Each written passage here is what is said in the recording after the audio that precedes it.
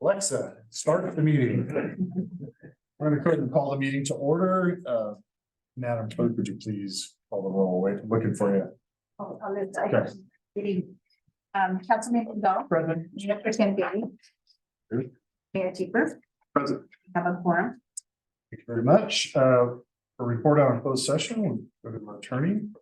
Yes, thank you, Mr. Mayor. We met in closed session to discuss potential litigation on one matter, and direction was given to staff.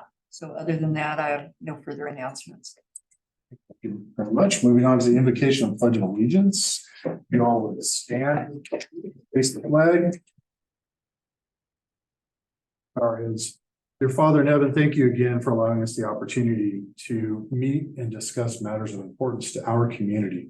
Thank you for such a great community that gives back and that is vibrant and full of life. And we're so pleased that we're able to participate in this process. Please guide our directions this evening. Help us to make decisions that are based upon the needs and best interest of all involved. Amen. Amen. Amen. I Pledge allegiance to the flag of the United States of America, to the republic for which it stands, one nation under God, indivisible, with liberty and justice.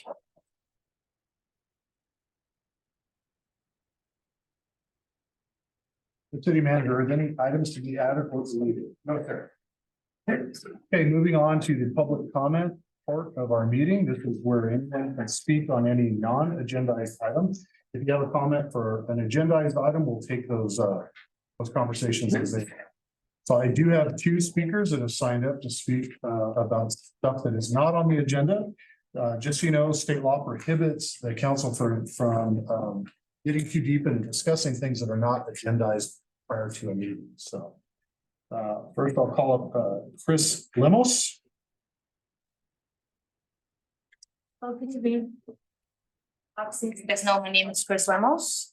I am the person who sent you guys a couple of you here through email, the 56-page complaint regarding a couple of employees here in Loma. Unfortunately, I haven't had anybody communicate with me since you guys received this complaint. The only person that did communicate with me is the person that is involved in this complaint, and I asked for that person not to communicate with me.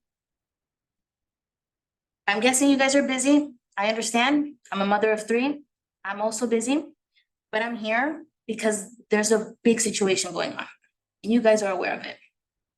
At this point, I also sent you guys an email today that I would like for you guys to proceed in removing the code enforcer, Mr. Garcias. I sent you guys, each one of you, an email. You guys are already aware of what he has done, including misconduct, threatening me, the complainant, intimidating me, the complainant, divulging unauthorized disclosing of my confidential information to third parties, violation of the policies here in Loma, and overall abuse of power. At this point, I've lived here for 16 years. I was part of the Senior Center Council, and I've never felt so insecure as I do now. I do not want this person to be in this position as a code enforcer after he's done everything of this nature. The fire marshal and the city manager are also involved in the situation, and they know exactly how, but they did not act the way that he acted towards me and my children. So at this point, I believe that the other 2 individuals involved should be sanctioned and should receive training and should be sanctioned in regards to the situation. I believe that this was very unprofessional, condescending, and very improper. Certain actions that were discussed over the phone as well. Extensive training is needed, especially regarding ADA and civil rights violations, both state and federal. And I do believe that the city manager needs to remove his ADA coordinator title after what we spoke on the phone. You guys have reviewed the letter. I hope at this point somebody from this concession here will discuss and contact me in the near future. You guys also stated that you were going to start training and getting people out there perfectly fine. But at this point, the damages have already been made. And these damages are not only monetary, they're also health. You guys were aware of the asbestos and the mold situation, and nothing was done here in the city. And at this point, this is negligence and additional things here. You guys review the letter, contact me, communicate with us, the people that have lived here for years. Regulate your city. The motto of Loma Linda has always been, right? Focus on health and prosperity. The health of my family, not focused. The prosperity, maybe of the landlord that got the call from the code enforcer saying that I was making a complaint. Not me, not my children, and not my family, especially not my mother who's disabled. You guys know the situation. The other people don't know the situation, and I hope you guys figure out a resolution to this. Thank you. Thank you very much. Okay, Luis Lemos. My name is Luis Lemos. I live in Loma Linda for more than 20 years already. I would like to ask to Chris if you need more time to continue with your situation. No, I'm okay. This is fine. No, I'm okay. Okay, Thank you. that's all for me, okay?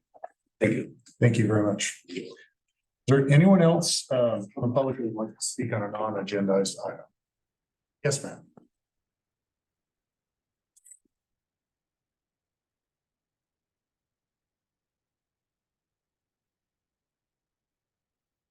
Hi, my name is Michelle Carlson, and I've lived in Loma Linda since the early 2000s. And I've noticed that ever since the rent control was lifted, that the rent has been absolutely outrageous. Just to rent a room is at least $2,000. It's a basic room. My landlady is starting to want to raise the rent, just keep raising it. She raised it over $100 the last year. I'm hearing people just planning themselves homeless on sidewalks in front of like restaurants, gas stations. They're using the bathrooms and the restaurants and the grocery stores.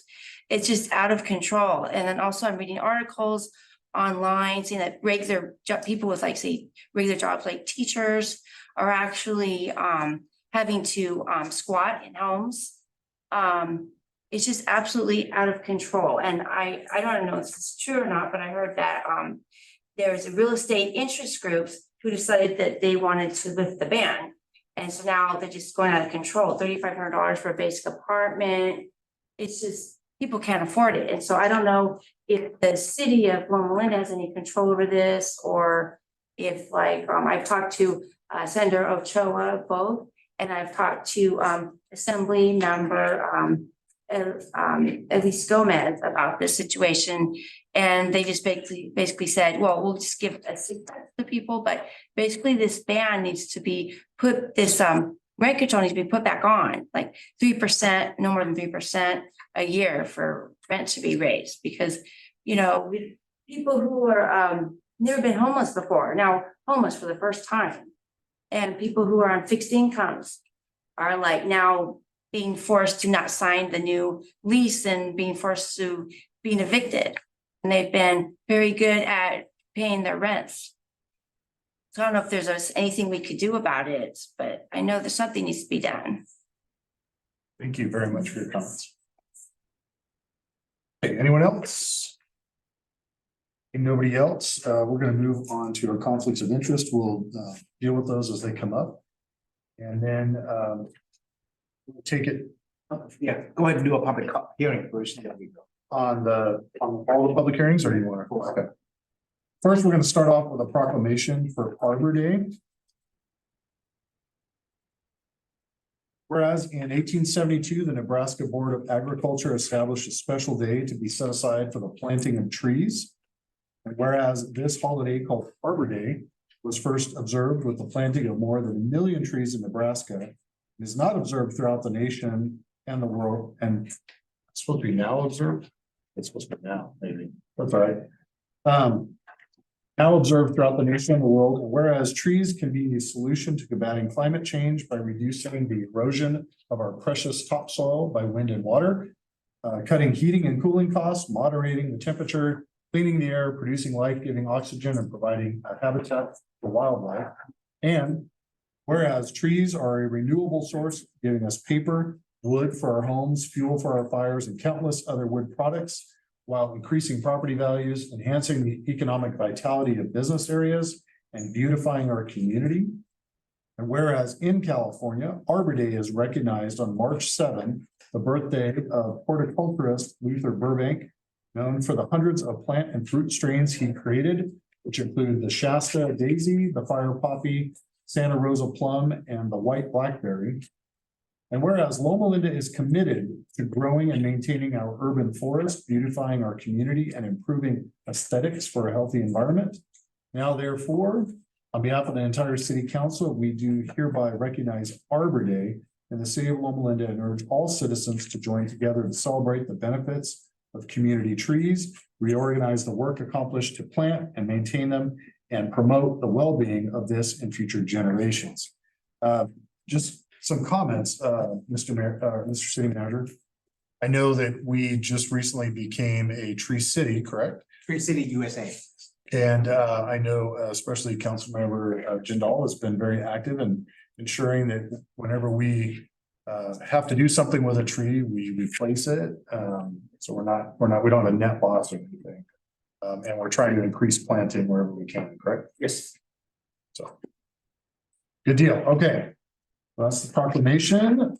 Moving on to item number 2, which is a public hearing. This is to adopt a resolution to approve the annual report and assessment for the landscape maintenance district. Fiscal year 23. Mr. City Manager. Peterson will present the sign. Once again, I'm before you with rate increases. Not the only time I come before you. As you know, the landscape maintenance district, thank goodness we just talked about Arbor Day, includes a lot of trees as well as the shrubs and bushes within the medians, the sides of the roads that are benefiting the city, Martin Road median, all the other areas that are of public interest. And we have 77 different annexation areas that this deals with. The first 50 annexations were more than 20 years ago, did not incorporate the CPI increase in those, but the 27 since then, we do have that, and that's what this report mostly addresses. And in May, first meeting in May, we introduced the draft report. The final report is similar in nature, and it's your decision if we wish to go with the COLA or just take it out of the general fund. That's kind of our two basic funding sources. Questions from the desk? Dr. Bailey usually some questions or comments on our medians. I usually do. So much today. The only thing I'll share is that last year when we kind of rehabilitated Mountain View Avenue, I've had a lot of positive comments from people in my district. And I've had a few, not a lot, but a few people comment that when they're going westbound on Redlands Boulevard from Mountain View West, that it's pretty bumpy, and they're asking me, how come we can't do the same thing? The same kind of rehabilitation there to smooth that out. Is that part of the plan? The street work is not funded through the LMD. The street work is funded mostly through gas tax and other funding sources from the state. Jared does have a 5-year CFP tonight, sir. He does have a Okay. rotation where he touches nearly, well, as far as I know, every street in town. That's a public street, usually on a 7 to 10 year basis. Yeah.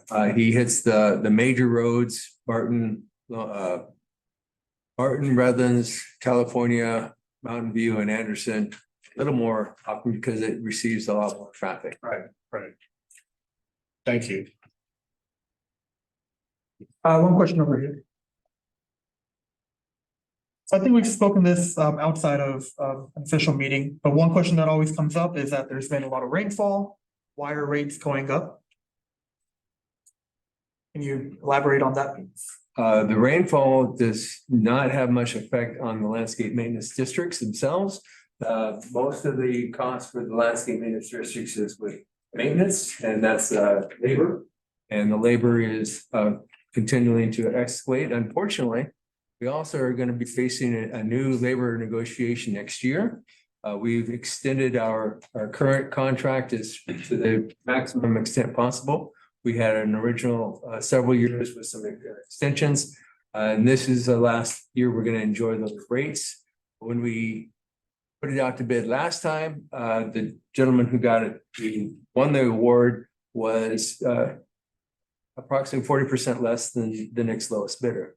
So our experience is that we're fortunate to have Golden West being taking care of our LMBs at the favorable price that he does. However, he may or may not bid on the next one, and his rates will probably not be as enjoyable as we've been experiencing. He's kept his rates quite low. Thank you. Okay, this is a public comment, so we'll open the public comment, invite anyone to come up and speak if they want to. All right, seeing nobody come forward, we'll close the public comment and we'll entertain a motion. If we're talking resolution, yes. I'll move to adopt Council Bill R 2023 19. Second. Clerk. Next, we put Council Bill R 19, approving the landscape maintenance engineer's report. A resolution of the City Council of the City of Loma Linda ordering the continued maintenance of landscape maintenance district number 1 and confirming engineer's report and levying the assessment for fiscal year 2023-24. What is the motion? Councilman Jindal? Yes. Mayor Pro Tem Daly? Aye. Mayor Dubus? Yes. The item was. Thank you very much. Moving on to item number 3, which is our street light. Same thing. Very similar, with one exception in that we don't have the number of annexations, and there is no deficit that we need to take money from the general fund to fund this particular program. It is completely funded through the assessments. We are continuing to change out our high pressure sodiums lights for the more efficient and less costly LEDs. And you'll notice that in our new subdivisions, we're also going with the LEDs. So I don't, might be beating somebody to the question, but the question is always, where are we at in terms of percentage? We ask this year to year for replacement. to LED. I think we're just about there with LEDs. But we have very few high pressure sodiums left. You'll notice them, they're the ones that are a little dull, sometimes they're yellowish.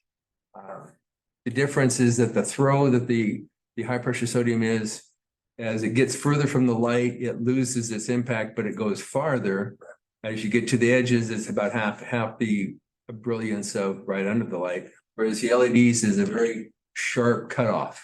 It goes a certain distance and that's it. That's why we put the lights themselves closer, much closer. Yes, sir. And Edison's, you have not replaced. Edison is replacing theirs. Not as much as. Not as quickly as we have. They came to the conclusion that if we're not going to buy them, that they still need to change them out because it's in their advantage.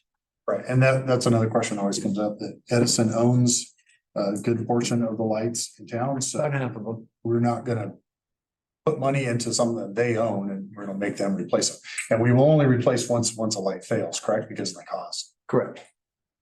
And do we have any sense of how much money we're saving with this change? With the change outs, we were figuring about 30% in energy costs, which keeps our rates low in comparison. Yeah. Unfortunately, when we first started the program, about 15 years ago or so, the price of the lights was about $650 per light, and now they're down in the $250 range. So it's much more favorable. Thank you. Thank you very much. No, For a motion? no, for a moment. Okay, well, this is also a public hearing, so we're gonna open up the public hearing. Anyone wishing to speak on the landscape lighting maintenance district? Come forward, seeing nobody run forward. Nobody? Okay, all right, we'll close it. We'll put around motion. Move council bill R dash 2023 dash 1. Second. Madam Clerk. Motion is to approve Council Bill R 2023 20, a resolution of the City Council of the City of Loma Linda, California, ordering the continued maintenance of Streetlight Benefit Assessment District Number 1 and confirming the engineer's report and levying assessment for fiscal year 2023-24. Councilman Jamel, Yes. Mayor Pro Tem Daly. Aye. Mayor Deeper, Yes, motion carried. thank you very much. Thanks, Jeff. I got one more. Yes, I knew he's coming up from before. So So this, not even sitting down. This- this is probably the one that Lights are hurting. I'm guessing this is the one that everybody's here for. We're talking about refuse rates. I know Mr. Harrison is, that's for sure. Refuse rates, yes, indeed. This one is a little bit different. Our contract allows for the CR&R current franchise hauler to request a CPI increase or decrease. Usually it's an increase. And this last year it was 7.33%. However, our waste disposal agreement, which is where they take the trash to, actually went down a couple dollars per ton, which was an interesting situation, and we're all very happy to see that. I believe that Athens, who runs I think it's Athens, who runs the landfill, are trying to keep their toehold in the area, and they're doing what they can to minimize costs. And I believe they might be bringing some other material in to subsidize our rates from other areas. Now, our rates themselves, we're just requesting a 3.2% increase, which is a small amount, up to approximately 2860 or something like that, 2860 per month average rate for a homeowner. And the previous rate was 2767. But if you all run home and look at your bill, it doesn't say 2767. Last year when we did this, we did not want to conflict with the election cycle. So we compressed the CPI raise to fewer months, which took effect in October. So we, instead of having 12, it spread over 12 months, it was spread over 9 months, which if you look on your bill, it's going to look like you're paying about $28.90 or so. So this is going to feel like a decrease, but it's not. It's actually an increase because they're spreading it out over 12 months this time. It's a little bit of a conflict. So we have several different components. We have the collection, CR&R.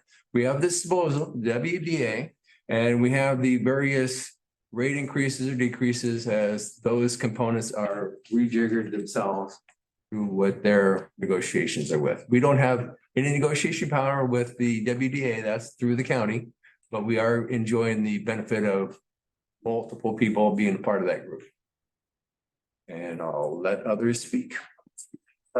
We also have the state mandates that are included in that, Absolutely. such as the lid flipping and inspection stuff, things like that, that are costs that are passed along to our provider, correct? We have, yes, sir. And we have SB 1383, which is trying to get people to the commercials to go from putting landfill to diversion, and which usually equals some kind of recycling. We have food waste diversion now, and we have all the inspections that are going along with those. And then when we did our contract with CR&R 2 years ago, they were the lowest bidder, correct? Absolutely. And do you remember the percentage? It was fairly significant. Not offhand, but it was significant enough. It was a no-brainer. One of the things I have to give some props to CR&R is their anaerobic digestion facility. The way we manage some food and green waste. I've personally been out there. I know you've been out there to tour it also. I think Dr. Daly also. Pretty fascinating, obviously very environmentally sound and progressive. and falling in line with a lot of the state mandates on what they want us to do. It's just unfortunate that a lot of the mandates, although probably well-intended, come unfunded. And so then we have to pick up those costs. It's true. The anaerobic digester, they are able to capture methane gas. They are able to clean it up and actually put it into the grid. And they are also using some of that methane gas that powers their vehicles. And it's disappointing when other agencies want not to use gas, when in fact we're using a byproduct of our diversion program. I'm confused when they start doing those kind of things. But that's my own issue. Any questions from the guys? All right, seeing none, this is also a public hearing. It'll be the last one, I promise. Anybody wanting to speak on refuse rates, please run up. Milford, no comments, thoughts? All right, closing the public hearing, we'll entertain a motion. I'll move Council Bill R 2023 21. Motion is to adopt Council Bill R 2023 21, a resolution of the City Council of the City of Loma Linda establishing maximum refuse collection and disposal rates effective July 1st, 2023, and repealing resolution number 3159. Councilman Jindal, Mayor Pro Tem Davies, Mayor Duper, Yes, motion carried. thank you very much. Now, could I make a comment? Sure. Thank you. Should introduce it. This is Mayor Emeritus Milford Harrison, but also our CR&R representative. I'm Milford Harrison for the record. I do represent CR&R. And first of all, I wanted to say, if you have any problems with CR&R, please call us. And we've got several people that are on duty, a couple of them full-time, just to make sure that we're doing as good a job as possible. The other thing that I wanted to mention is, Jeff pointed out, the 1383 requirement for food processing. Along with that, there is a requirement that the city buy back, they procure product from either a composting or whatever process you use to take care of your food waste. And with Loma Linda's going to the anaerobic digestion facility, because of the fact that it creates the gas that is being used in our trucks and also goes into the Southern California gas line, that gives the city of Loma Linda a credit toward that buyback that's required by 1383. So it's really a good deal for the city of Loma Linda. And because I'm a resident of Loma Linda, I get the benefit from that too. The other thing I wanted to mention is your city manager is very tough with us. He demands that we have the lowest rate of any city in the Inland Empire, and we do it by a bunch. So we're happy to do that for the city of Loma Linda and keep them happy, of course. It helps to have you as a resident, please. Thank you. Thank you very much, Milford.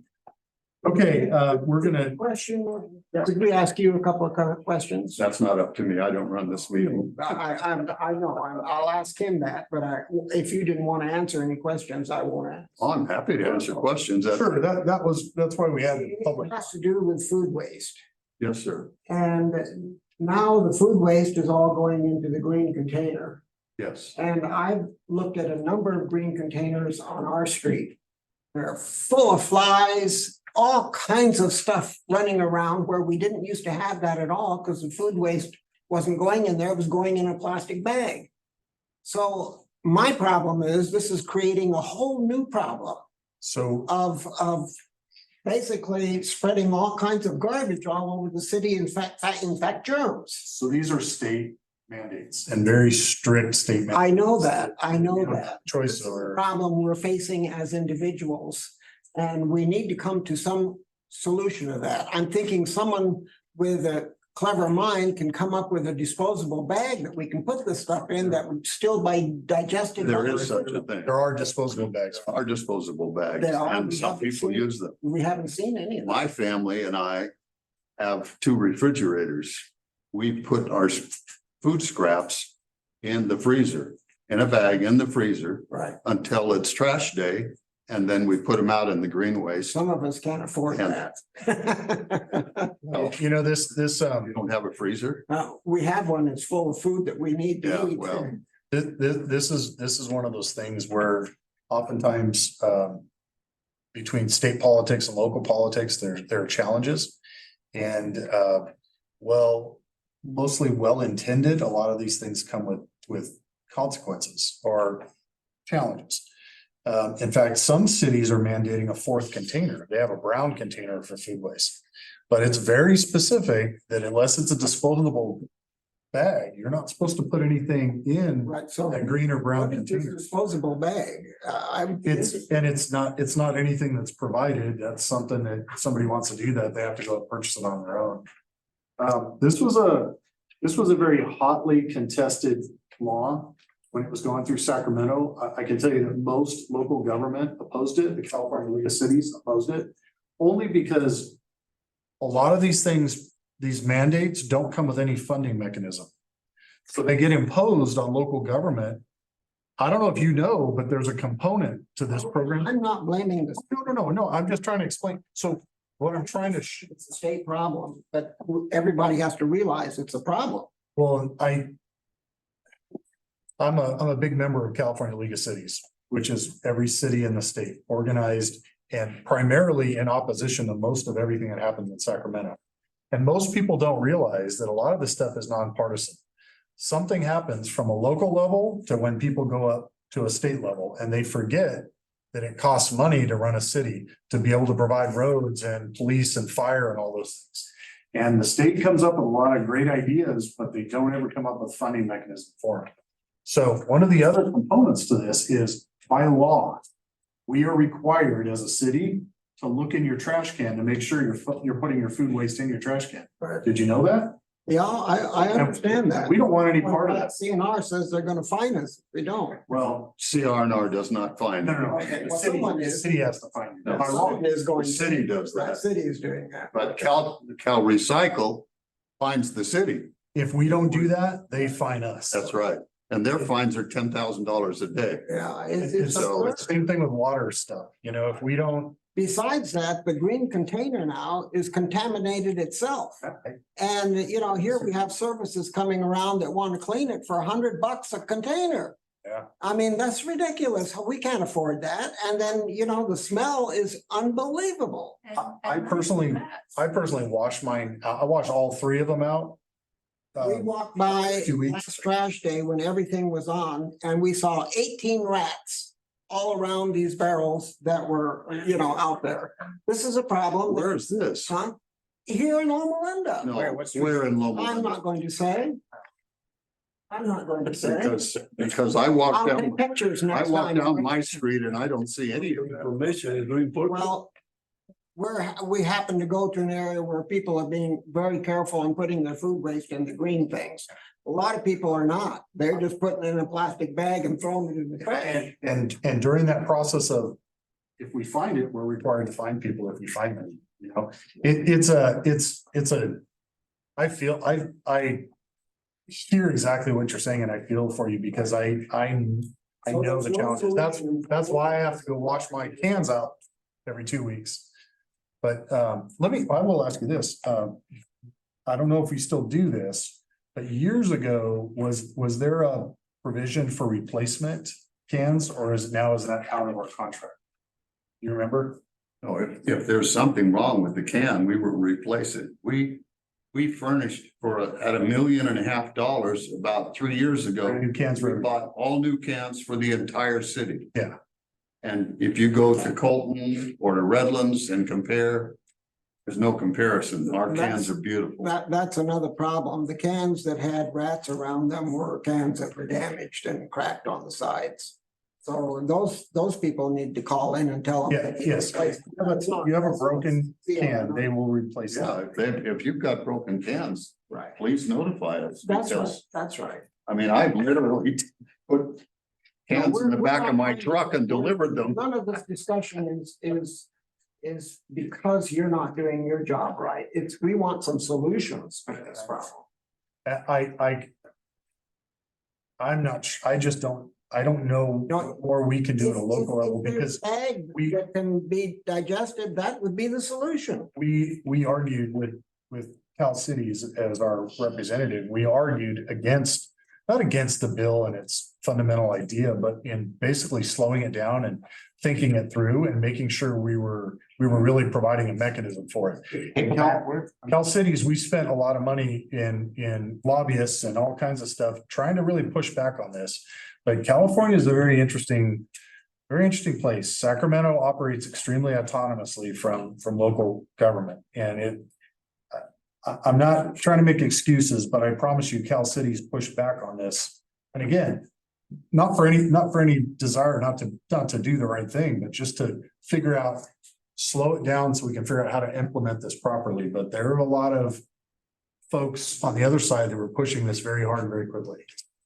I was part of all I that. just have one thing, the plastic bags that you get at Stater Brothers that you buy, that you put your produce in, you can put those plastic bags in the green waste. The thin ones. Yes. Oh, you can. Right. Okay, well, we were afraid that we don't want to mess up the system, so we No. don't want to do that. That won't mess up, the digester will actually digest that. Okay, well, Yeah. see, there's a solution and we can spread that around. So you can buy thin bags And you can also buy yeah, and so that's a solution. compostable bags, Yeah. because a lot of people do compost. That's right.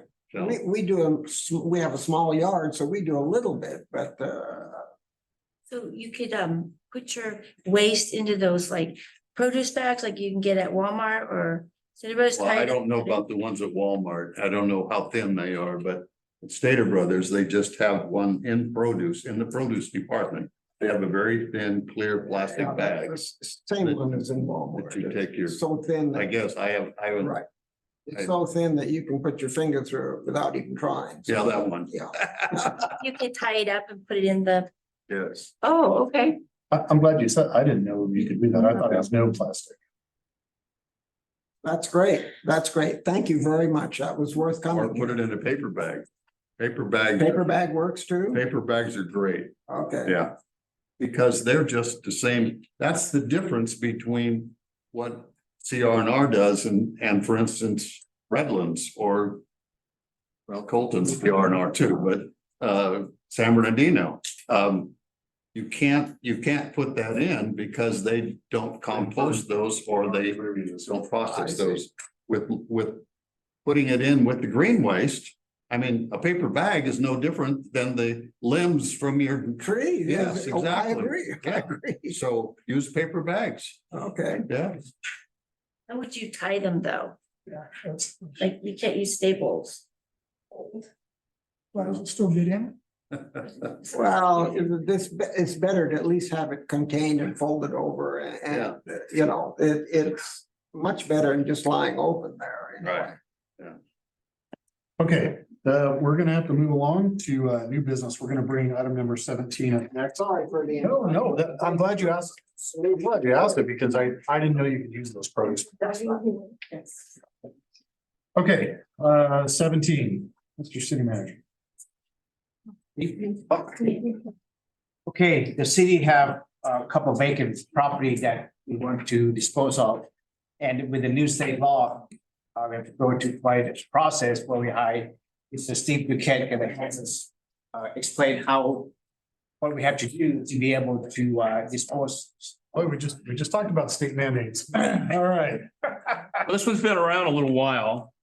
And, you know, I also do not like overreach by Sacramento, and they're probably the best at it in this country. They pretty much are an ivory tower and they decide, strangely enough, what's best for local governments. I'm a local government guy, work for cities, counties, that sort of thing. They decide what's best for you without ever asking you. Or they're expecting you just to say it's okay. So the story about how you tried to get them to think clearly didn't work, doesn't surprise me, but anyway. This particular matter relates to following the Surplus Land Act amendments that were approved back in 2019. So it's been around for a little while. There were a couple of grandfather provisions that have now expired in terms of time. The bottom line is the state believes that when there is land, local government land, doesn't affect state land, just local government land, because they're going to tell the cities what to do. So if that is excess, in other words, it needs to be sold or could be leased off, that you go through a process of notification of two groups. One is the housing sponsors. It's a group of entities. There are listings of maybe 1,200 of them on a list that's maintained by the Housing and Community Development Department. Many of them are duplicates, by the way. But anyway, 1,200 are listed from organizations who claim to be housing sponsors. 1/3 of them, by the way, are real estate agents. They think they can flip these. Anyway, none of them do it because it doesn't work that way. And then the second list is local agencies. This would be the county, the school district, any other public entity that exists that services the jurisdiction in which the property is. And so the steps involved is that the local government, the city in this case, would declare this property. I think you're all familiar with it in terms of where it is. If you read the actual notice that would be used, there's a disclosure with respect to that there's an earthquake fault line going right through it. So we're not saying you can't build on it, but it probably won't be what you think. So there's a note that's been disclosed, and there is a period of 60 days after notice. The notice will happen tomorrow. And so they have until August the 28th to decide if they want to file their statement of interest in this particular property.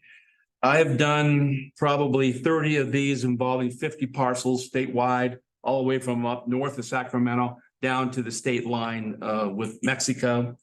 And I would say 90% of them don't get any responses at all. I'm not guaranteeing anything, but I've convinced my clients that tell the whole story. Everything has to be absolutely the truth, but tell a potential interested party if there are any issues related to the property, make sure you disclose. So that happens. And by the way, your city attorney's office through your special counsel, Mark Hips, has also been involved in, and we collaborated on preparing these. The Loma Linda notices and the explanations are in many ways far beyond what you might have expected if you were with a different city. I think that's all good because we like transparency a whole lot. So the notice would go out tomorrow, subject to approving the resolution. And then we'll see whether we get any responses on this over that 60-day period. If not, then we do a closing report and we submit that to the Housing and Community Development Department. I will prepare it. It will be signed by city officials. I'm the scrivener. I put the whole package together. By the way, just so you know, I've actually been on Zoom calls with people at HCD. The people who run this are a bunch of hippies. Now, how can I tell you that? On a Zoom call, you can see what they look like. When's the last time you had a shower? And why are you talking to me on a Zoom call with all your feet on your office desk? I mean, it's pretty wild. So rather than wait for them to ask a question, I prepare a report that for every item on their checklist where there's an answer of yes, they give you a spreadsheet.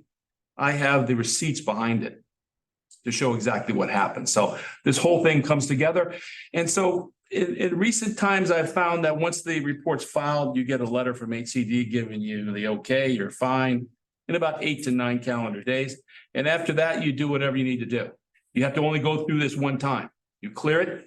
And then if you have a buyer, that'd be great. If you don't, then you can find one someday whenever that becomes a possibility. This property is not prime land. There's another matter before the housing authority that is really a housing project. I can talk about that a little bit more. So there's no magic to this, but it's a process that unless you follow this, you get in trouble. Did you all see what was in the newspaper about what your friends next door in San Bernardino did? Yep. Okay, well, that by the way, brings me new clients. Well, I've got a new client that comes in and says, well, you don't have to do any of this, but let me send an article and a letter from HCD and see what happens if you don't, because they do care about that. Wasn't their claim that they did do the HCD process, but somehow it wasn't let's just say some of the details in the letter could have been more clear. Okay. It's worse than that, but I mean, I can't say in public. I used to work for the city. I was the executive director of their redevelopment agency 35 years ago. And I was their chief redevelopment wind down consultant for 7 years. That ended 4 years ago. And so I called one of the council members there and I said, hey, I know a lot about this, especially that site. I teed this thing up to have that happen. So what I did is I volunteered to meet with the city manager and the community development director. I started the conversation, by the way, I'm not trying to get a contract. Actually, I will not accept the contract from San Bernardino for lots of reasons. But I said, I care about this. This is what you should do. They have since followed my directions exactly. And they cleared it up. It's in the process of being cleared up. You know, they started the demolition, so I think that's all good. And someday that'll be the new heart of their city. I hope it is. Just for San Bernardino improves, everybody around it improves. So we don't really want them to crater. So that's why I gave them free consulting work. By the way, because as your city manager knows, I don't do it for free. So this is, But there's nobody that does this for less than what I charge. And I guarantee you, if it doesn't work, you get your money back. Let's see, you do it for Central City Mall free, but you won't do it for it. No, I didn't actually do the work. I gave free advice. And I've been your consultant, well, my goodness, since 2015, by the way. So I'm just not new on the scene. I do all kinds of things. So this is what I do. It's not really, once you get it dialed in, not a whole lot of magic. We run it and I expect you'll have a positive outcome. We'll be submitting the report. I'm sure your city manager will give you a report on that. It doesn't require any more action, but I think it's worthy of a report somewhere down the line. And you've got 2 others to deal with tonight. So maybe there'll be an event at some point in time. So I have probably wandered all over the place on this, but if there's anything in particular that you have a question about, I'd be very pleased to answer it. All right, I got 3 questions. Right. You kind of answered the first one. I remember we talked about this land when I first got on, so about 3 years ago. Can't be built on, we can't build houses because there's a fault line. What can the land be used for? It'd be great for an orange grove. And on the periphery, you could have another additional structures that might be supportive of more than likely something a next door neighbor might do. I'm not saying that there will be interest. Frankly, I think we get through this process. You're not going to get housing sponsors to be interested. It's too small. It's got too many problems. But you have a very energetic city manager who hopefully will bring you potential buyers that will do something that's consistent with what can be built on that property. So it's not a throwaway property. It's just not going to be a major housing site. There's not enough square footage anyway. It's a leftover piece. And that's why in the staff report, you see a comment that it was never used as a park, because if it ever was, there's a whole nother process you have to go through. Thanks to our friends in Sacramento. And that you avoid that. Never was. Second question, is this just a bidding process? So if we have 5 interested parties, whoever gives the highest bid? The best thing we have to do is to get the property appraised, to get the value of the property. And then if we have more than one buyer, then yes, we will give us the highest bid. Right, and basically the process is oriented toward affordable housing. The state is under the belief, I think it's a misbelief, that this alone is going to generate affordable housing. That's actually not true. And what I have done for several jurisdictions who actually wanted housing is we used this as an opportunity to do something akin to an RFP. You've got the 60-day notice period. And if you have a site, and I'm bleeding over to my next presentation, that really could be housing and you really want it to be housing, then the next step is to put out to those entities that are that responded a list of additional information that's required. Interestingly, if you look at the list and you read it, you go, this sort of reads like an RFP. Well, that's because that's what it is. And so at that point, you get the detail to make the comparison. Now, if you read the language for the Surplus Land Act alone, at that particular stage, this could apply to any parcel, then the state believes that you would pick a potential buyer or an entity that will lease the property based upon the highest number of affordable units and the greatest depth and affordability. Now, I'm not saying there isn't any merit to that, but part of what we would do in the process that I think we're gonna go through on this other sites is they have to prove up fiscal capability. In other words, you can't just say you're doing this, because I think some of these folks think they can get their foot in the door and then say, we can't do it because we don't have enough money and so on and so forth. So you have to test that. There's a reason why the Corporation for Better Housing couldn't do this project. This is originally going to be a deal. I'm going into the next one because there was a gap. I'll explain more why that's so. Anyway, we need to, at the right time, but we have to test the fiscal capability of the entity and the fiscal soundness of the proposal. And that will actually, then once you've done that, say you have a bunch of entities that have met that test, then you go back and look at unit count and depth of affordability. But some cities entitled for a property ahead of time, so Some have, yes. it's probably not here, but Well, you know, it's long, it's usually a long road to bring forward projects like this. So with that in mind, and it doesn't hurt to think big. This city does, by the way, you think ahead. And you're able to continue or put your projects on a continuum. So it makes it easy to be able to bring policy forward like that. So that's a good thing. In some jurisdictions, I would suggest to them otherwise. They're a little bit more ragged. Well, they're ragged. You're not ragged. They are. So I try to adapt what I do for them based on their circumstances. The goal is to bring you what you want. So when I get to the other one, I'll talk a little more about it. I think we want to have a credible housing developer. On this one, I don't think you're going to find that. yeah, no. Now, Jarb, did you want to just roll all three of these into the? Yes, please. So let's approve this one and then he will go to the We'll grab some paper, I'll be right back. next two, which is on the housing authority. Okay. So this is a first reading. We'll have to set for a roll call vote down the road. Does this require a public? No, this is not not an ordinance. It's a resolution. There are no more questions, I'll entertain a motion. How about the third question? You had mentioned something that a lot of times these come up and they don't get any attention. Where are we listing this information for the public? The properties available? The notification process required by HCD only requires a notice to the housing sponsors on a list that HCD maintains and to the local agencies. It does not prevent a jurisdiction from sending the same notice to anyone else they want. So you can do that.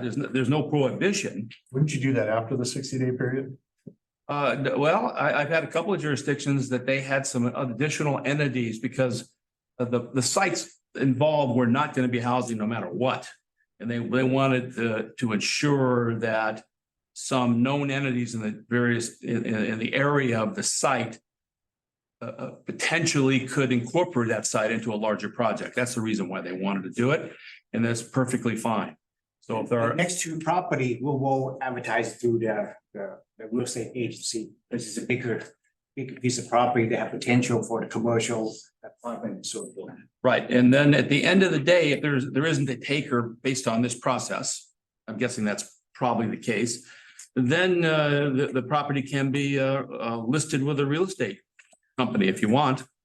As Jar's pointed out, you get your value determination up front, so you know what you're dealing with. And then because it's not useless property, it's just this very special property in this particular case, and you can list it. But based upon the local agencies and the housing sponsors, I highly doubt you're going to get any statements of interest. I would never know. So I was working a deal in Moreno Valley. I got a very interesting response from an entity. It actually was a housing site.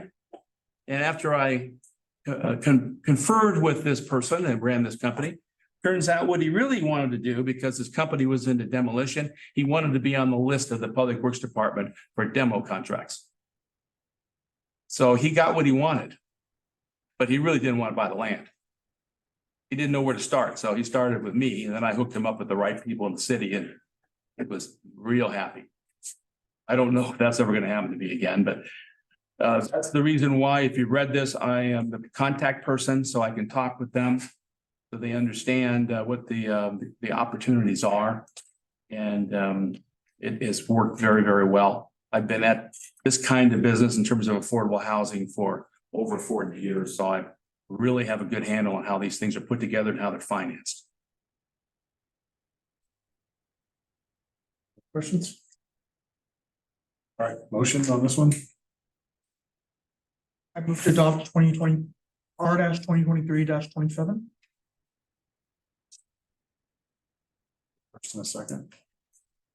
Motion is to adopt Council Bill R-2023-27, a resolution of the Loma Linda City Council of the City of Loma Linda, California, declaring that pursuant to Government Code Section 54221, real property owned by the City of Loma Linda identified as APN number 0284-202-47-0000.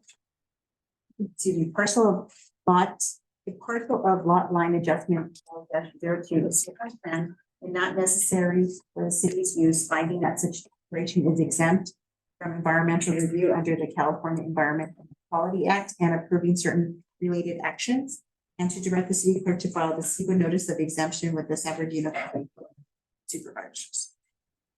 Councilman Jindal? Yes. Mayor Pro Tem Daly? Mayor Duper? Yes, Motion carried. thank you. Okay. Next piece. Could you please open the housing authority Okay. Housing Authority, and to be item number 3 and number 4, please?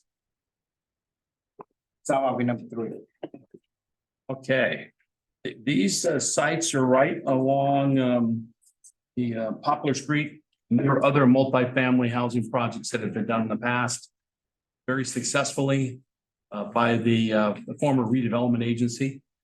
Both sites were transferred to the Housing Authority as a part of the redevelopment wind down process. They are held technically in a special, leave it to the state to come up with long terms. With a name, it's the Lower Moderate Income Housing Asset Fund. So the possibility here, as I see it, is the liquidation of this property, at least as it relates to the very small one, the resulting process ultimately resulting in the payment of funds for that site will go back into the fund to be reinvested in housing. So this has a different feel for it, whereas the last one I discussed was a city asset. So ultimately, a sale price there goes into the general fund. This does not. It all stays together. So the thinking here was we would take care of these remaining pieces. These are remaining pieces of land that are still vacant that were inherited by the Housing Authority from the former redevelopment agency. The first one is item I3. That's a very small parcel. It is about 7,500 square feet. It is a site that is about the right size for a single family residence. But if you look at the aerial map that is in your report, you'll notice that it's along Palm Drive. Palm Drive is a street that was probably paved well, maybe 50 years ago, and it hasn't had much attention. So you get the impression it's a dirt road, unless you go slow. You realize there's a little bit of asphalt underneath. So Private, it's not the city street. I was going to get to that, but you're absolutely right. Don't blame the city for this. It is what it is. So there may be some value here, but if you're going to do some kind of a project that would be larger scale for affordable housing, it would involve some assembly of land, and that doesn't seem to be productive.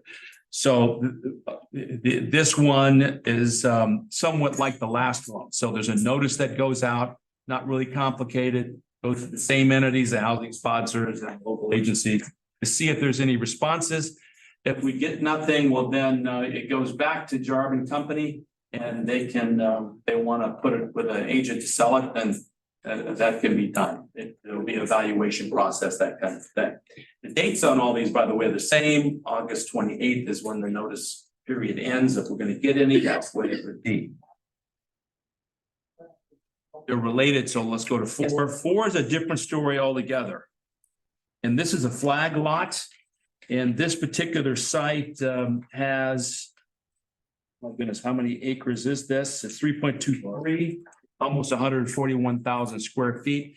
It matches very closely to the 50-unit senior affordable housing project in the frontage along Poplar. So it's a natural for another project of about the same size, maybe a little more, but plus or minus 50, depends on what, there could be additional matters that relate to density, and this would go to Ms. Matarita's department to determine what that might be. But roughly 50 units. And another, although the notice indicates the intent for affordable housing, and in this case would be a lease like the rest of them.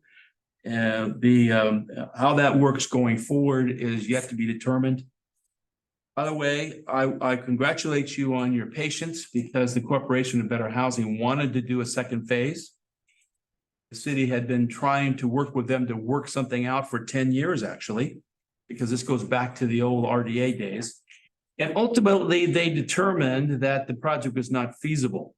And the reason that they did is because projects like this that have a good amount of affordable housing units in it, they reduce the cash flow.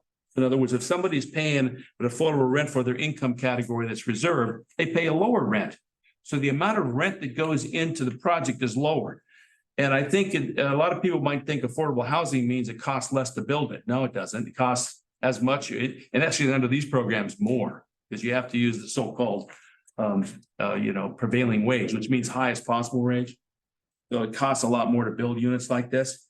So when you put that kind of affordability structure on this kind of a property, and you would, because the primary funding sources are low income housing tax credits and some takeout loan, these days are not uniformly, but a large number of units receive funding from the Housing Community Development Department of the state as a prime lender. So when this is put together, then it creates a negative value to the land. And that is only overcome with what's called gap financing. The Corporation for Better Housing couldn't get there. I can't really say why that's so, because they're like a name brand entity. They've done a lot of good work. And if you looked at, I'm sure you've looked at those apartments. I mean, they're beautiful. Yes. They've done a great job of it. This is a new era, and there are other housing sponsor types that I'm familiar with that I think are going to respond to this. I really do. And we will find a lot of creativity regarding how to get over that issue. In addition, in working with staff, we have examined very carefully the funding, what funds are left in your low and moderate income housing asset fund. And that will need some refinement before this ever becomes a reality. But there's a number that potentially could be contributed to this. Doing this action, by the way, does nothing financially. I'm just sharing with you what might come back to you later on. In addition, being able to do a project with an entity that's familiar with getting gap financing from a lot of entities. They have a lot of experience doing just that. I think is absolutely critical to make this happen. I think we can get there. So what does that mean in this case? We do the notice, we run the 60 days. At the end of the 60 days, well, I guess you're going to be in the area of 4 to 10 respondents. Then there will be the preparation of a list of questions that would be submitted to each of them. And as I mentioned earlier, if you look at this, it would remind you an RFP, because that's really what it is. So we give them a time frame to respond, a reasonable one, and then we would compare the proposals. Look at them very carefully, put together a matrix so it's all apple to apple comparison, and then that should result in one that's best suited for this project. Went through this process for the city of Rockland, which is northeast of Sacramento. They had 8. And frankly, in doing that, the group that they picked, it just jumped off the page. They were just better. And the decision was made on multi factors, not just the ones the state suggested you have to follow, because they have no idea how to really put these together. They just don't know. So I think that's how this would work at that particular point. I do expect that in this case. And so this would come back to the city council. The results would, relative to the possibility of doing this, and then there will be actions subsequently. I mean, we're hoping this happens. That's exactly what we want. So we'll put that together and hopefully bring that back soon. My guess is that the state requires a minimum 90-day negotiating period. You don't have to spend 90 days, but you can use more. The Rockland example I gave you was about 120 because the city needed more time. They just needed it. And so they advised everybody, we're taking our time. We're going to do this thoroughly, correctly, and be responsive to our responsibilities. And they got a wonderful developer who was able to match, or excuse me, to respond to these issues of economic shortfalls and come up with a project that will work. And I expect to see that here. So I've talked about this in the grander sense, but remember, for tonight, you're just authorizing the notice, not authorizing anything after that. Any and all things having to do with real estate development, and excuse me, disposition in any form, and subsequent development come back to the city council. Well, I do recommend that you approve both of these. Questions? For the first one, I had asked the question if it's the highest bidder. The answer for that was yes, but this one, it sounds it's not going to be the highest bidder. We have more of a intricate process, right? The idea is to have an affordable, I mean, by the way, in the way these are done, the highest bidder would be how much below zero do you pay me to do this? That's really what it amounts to. And the housing authority will say, well, we have some of it, but not all of it. You have to have the ability to get the rest. And if the answer is you can't get the rest, then their project proposal is infeasible, they're eliminated. Our main driver is RENA numbers. Oh, yeah, that's right. That's I can understand that. That's why if you could do 100 units there, that would be great, but I don't think I am not qualified to speak to that as it relates to your general plan. Your community development director and your city manager can speak to that in terms of what the possible density would be. I'm just doing an observation where the site in front of it's about 50 units. It is 50 exactly. The site behind should be at least 50.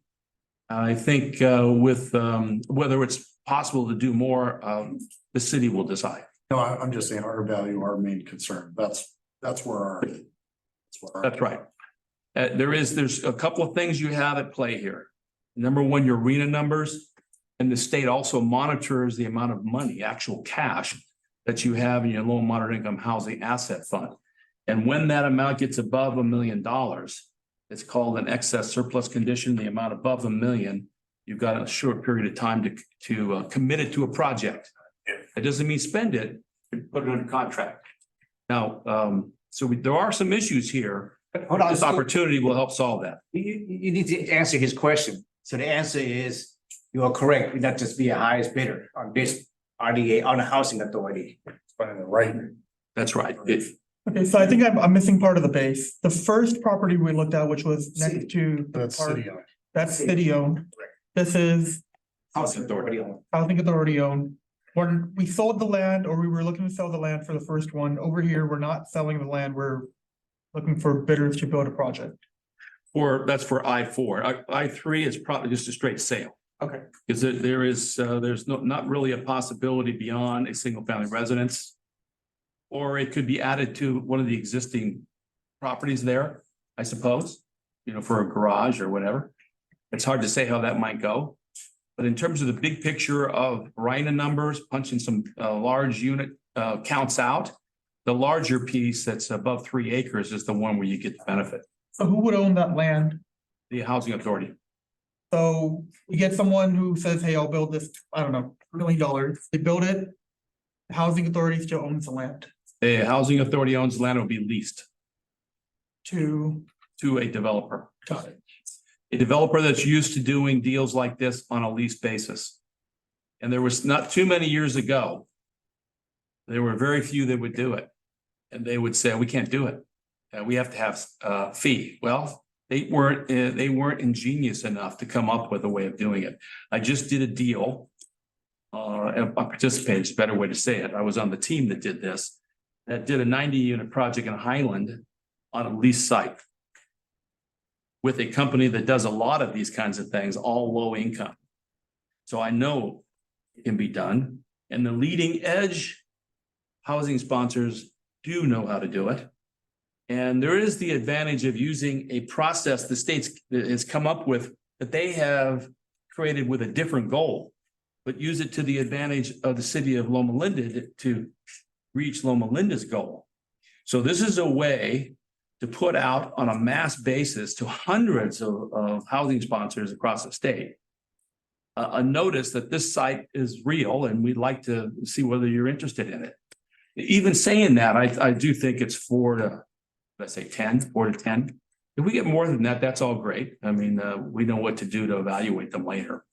That would, by the way, make us feel pretty good if we got more than 10. So the next 60 days, we're gonna get 4, 10, 15, 20, however many bidders. We're gonna bid on building about a 50-unit project. And we're gonna look for not only the lowest price, but like the best quality project that they're gonna be able to build.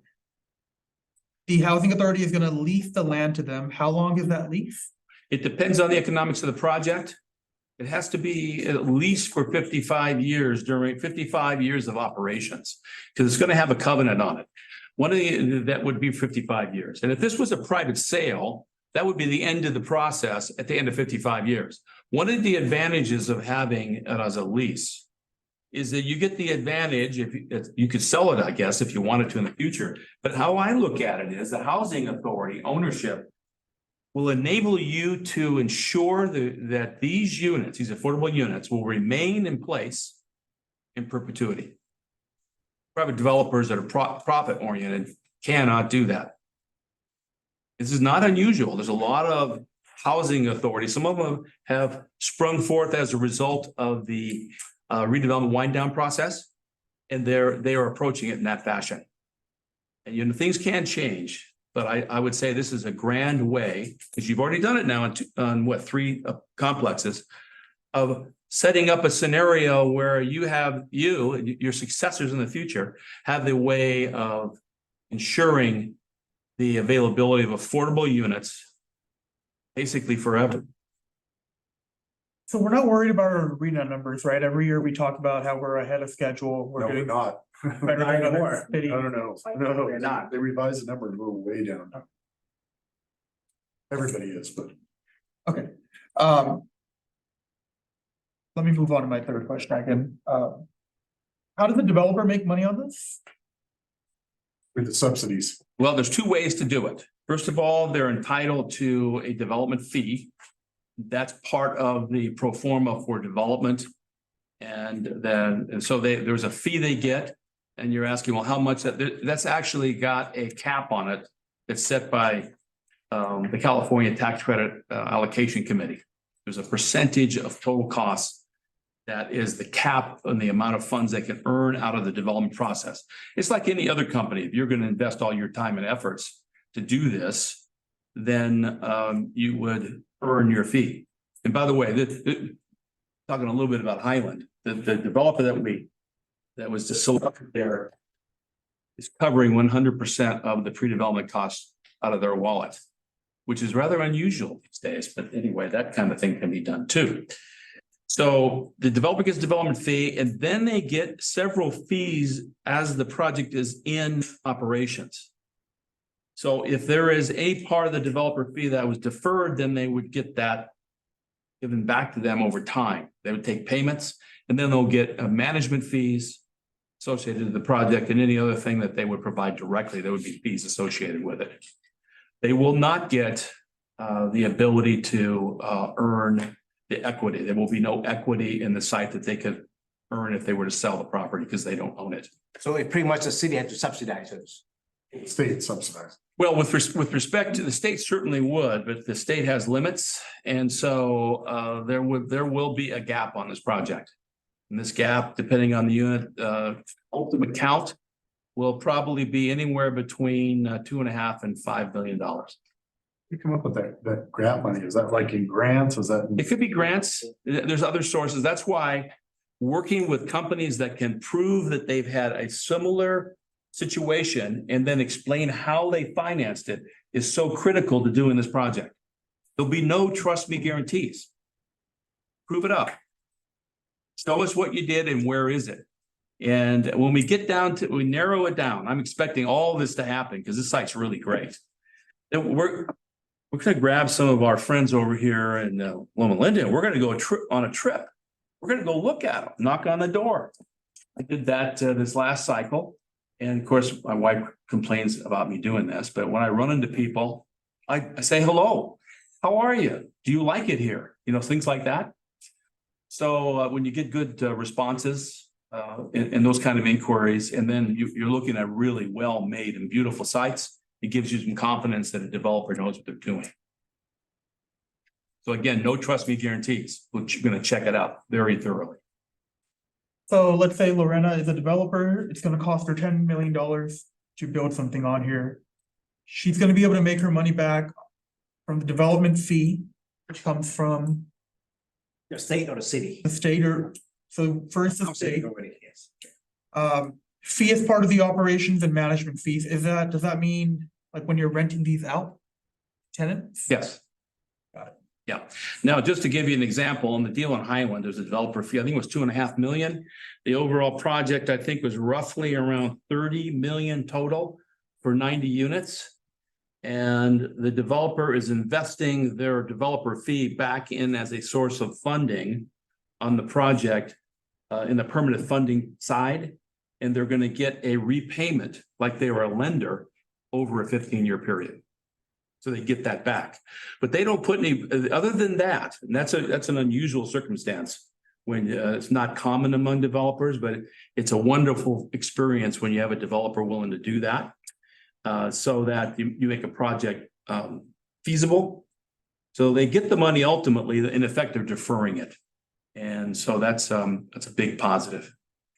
So they can get money that way, but they don't get, they're not going to get entrepreneurial compensation.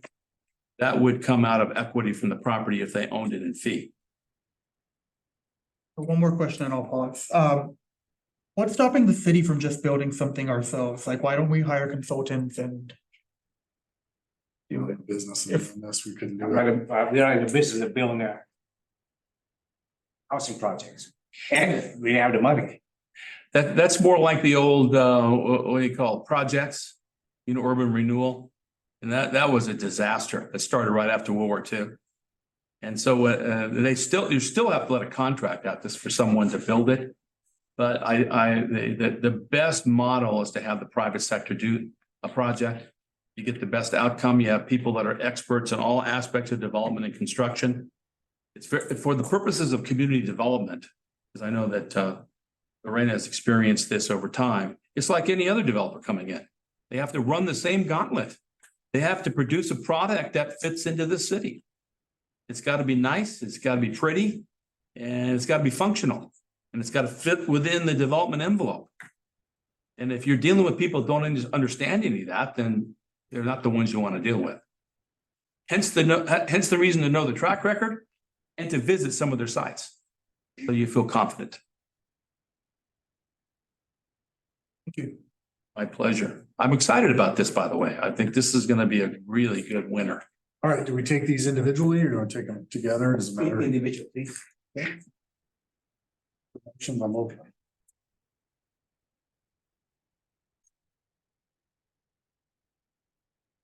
I'll move LOHA Bill R 2023 02.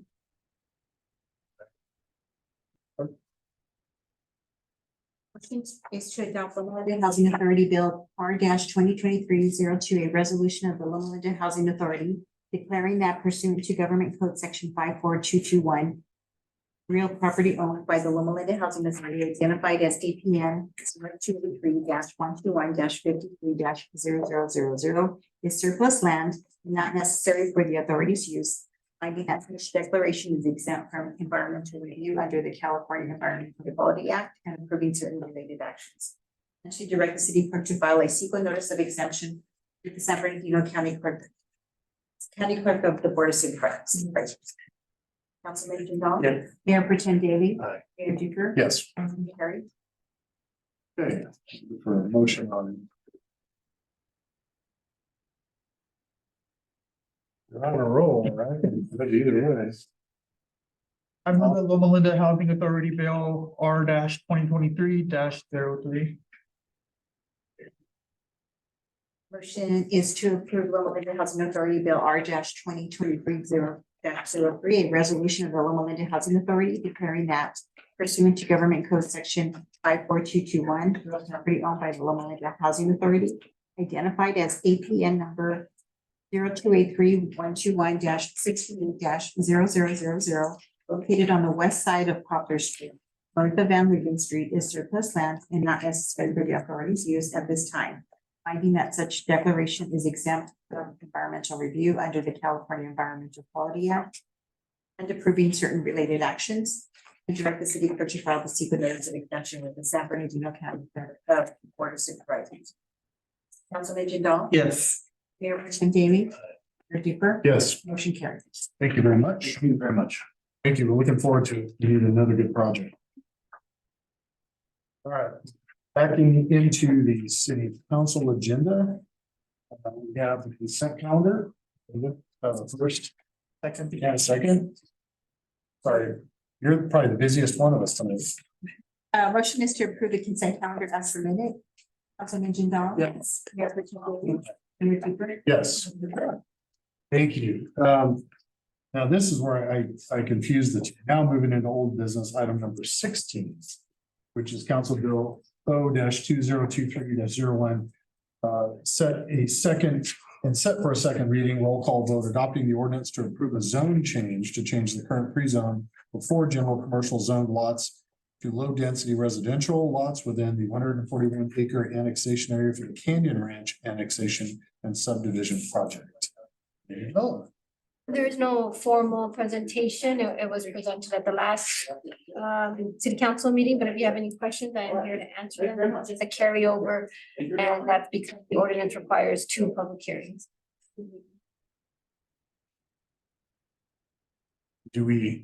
It's still open as a public hearing, correct, from the first time, or do we open it again? I would just open it again. Okay, and if you're looking to come forward and speak on this item? Use your little hammer.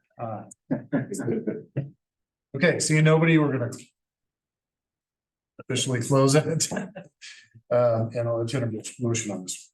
Move council bill 0-2023-0. Second. Thank you very much. Motion is to adopt Council Bill O-2023-01 and to waive the reading of the bill in its entirety. And for the clerk to read by title only.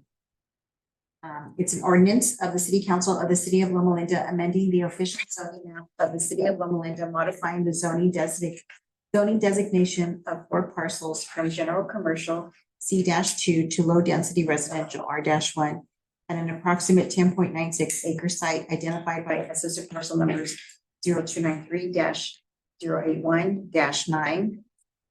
-11-12 and -19, zone change number P21-074.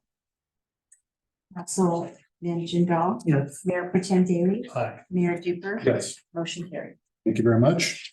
We already have the housing authority in session, so we now conduct a joint meeting between the Loma Linda City Council and Housing Authority regarding our fiscal year budgets. Finance Director Sonia will present this item. Good evening, Mr. Mayor, members of the council, and city staff, and members of the public. We're here today to present the City of Loma Linda's proposed budget for 23-24. This is the complete document. It is on the city's website under the agenda. And there is one change. It's a clerical change to this sheet. I handed out a revised sheet under Fund 343 Special Project. There's a loan repayment from the successor agency that was listed under the estimated revenue and also under the loan repayments. So I corrected it and moved it. It's $1,065,400. The slides do show the correct amounts. It does not affect anything else in the budget document or expenditure.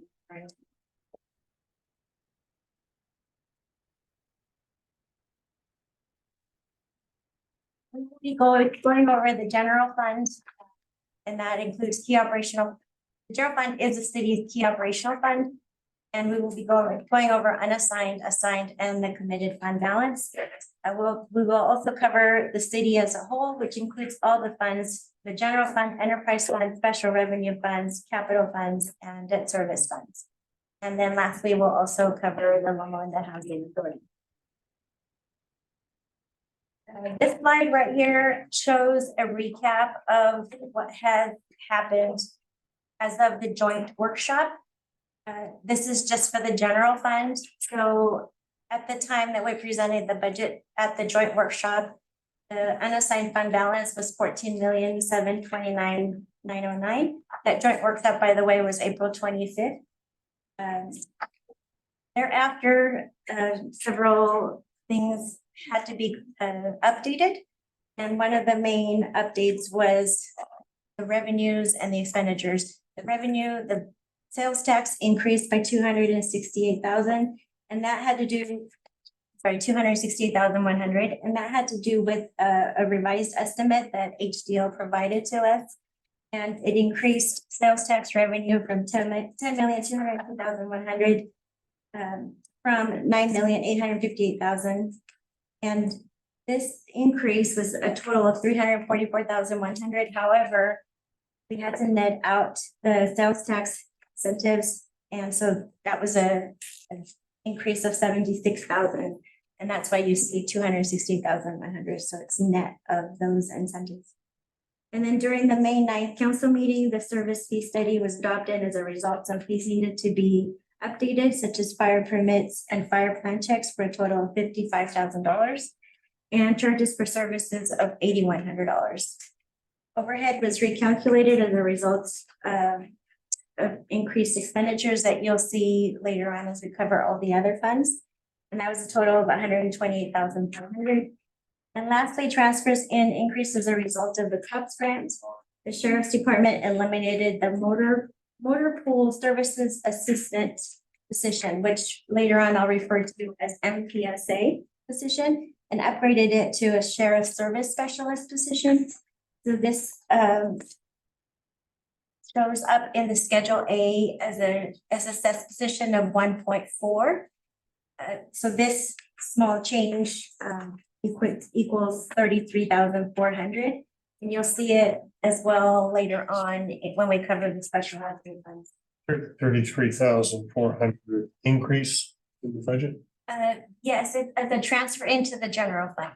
In essence, the cost grant pays for that position. Oh, And so it's the general fund gets reimbursed by the cost. got it. Okay, thank you. You'll see it again later. Thank you.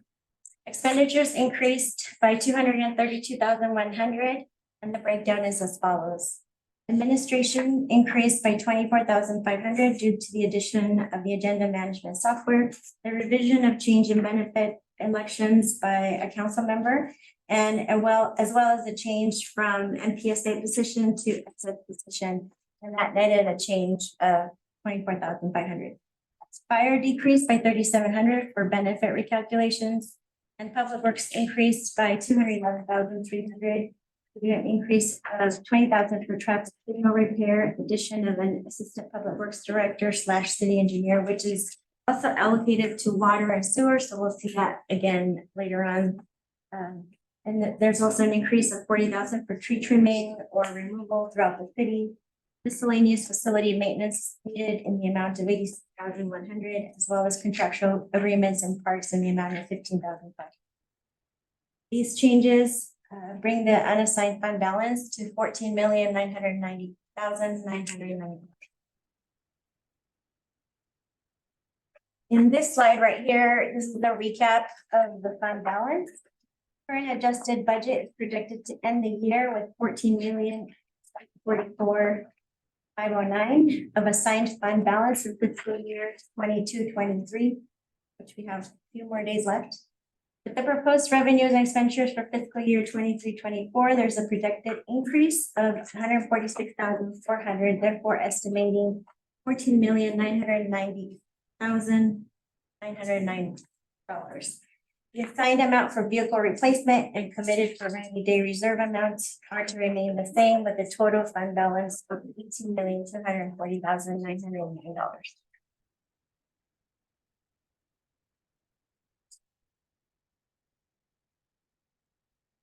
slide, we see a breakdown of what makes up the change in fund balance in comparison from fiscal year 22-23. As a reminder, for fiscal year 22-23, the city received its second and final allocation of ARPA funds that was used to offset the cost of fire services. What ARPA fund is that COVID-19 federal. American Rescue Plan. Stimulus, correct, stimulus money, yes. Staff tried to be conservative in expenditure costs as a result for fiscal year 23-24. The revenues are higher than expenditures by $146,400. This slide shows the top 7 revenues in the general fund. The projected sales tax amount provided for HDO, as I mentioned earlier, was $10,202,100. The abatement estimated to be $4,500,200. Therefore, it is shown here net $5,783,900. 3 out of 4, just as an aside note, 3 out of 4 agreements are scheduled to end in 2035. Sorry, what was the last thing you said? Your life. The agreements, the 3 out of the 4 will end in 2035. You will hear from me then. Take care. And some fiscal year 2035 and some just due to the timing will be 20. Overhead is based on the projects and other funds. Not as many projects were budgeted. That's why you see a little bit of a decrease, 11%. Motor vehicle license fees is normally around 8% higher, but to be conservative, we're estimating a 5% increase. The contract with Loma Medical Center for law enforcement services normally aligns with the sheriff contract and it's passed through and it's a 5% increase. However, for 22-23, we had to do a retro billing, and so that's why 23 is a little higher, which nets to a 4% increase. I didn't track that. Okay, so What changed with the medical center? Share. what it is it's a part of Schedule A, which is the fee that we pay the county sheriff department. Right. One deputy is assigned for Loma University, and they reimburse us back for the cost. And normally it aligns with the same percentage increase that the contract or Schedule A is.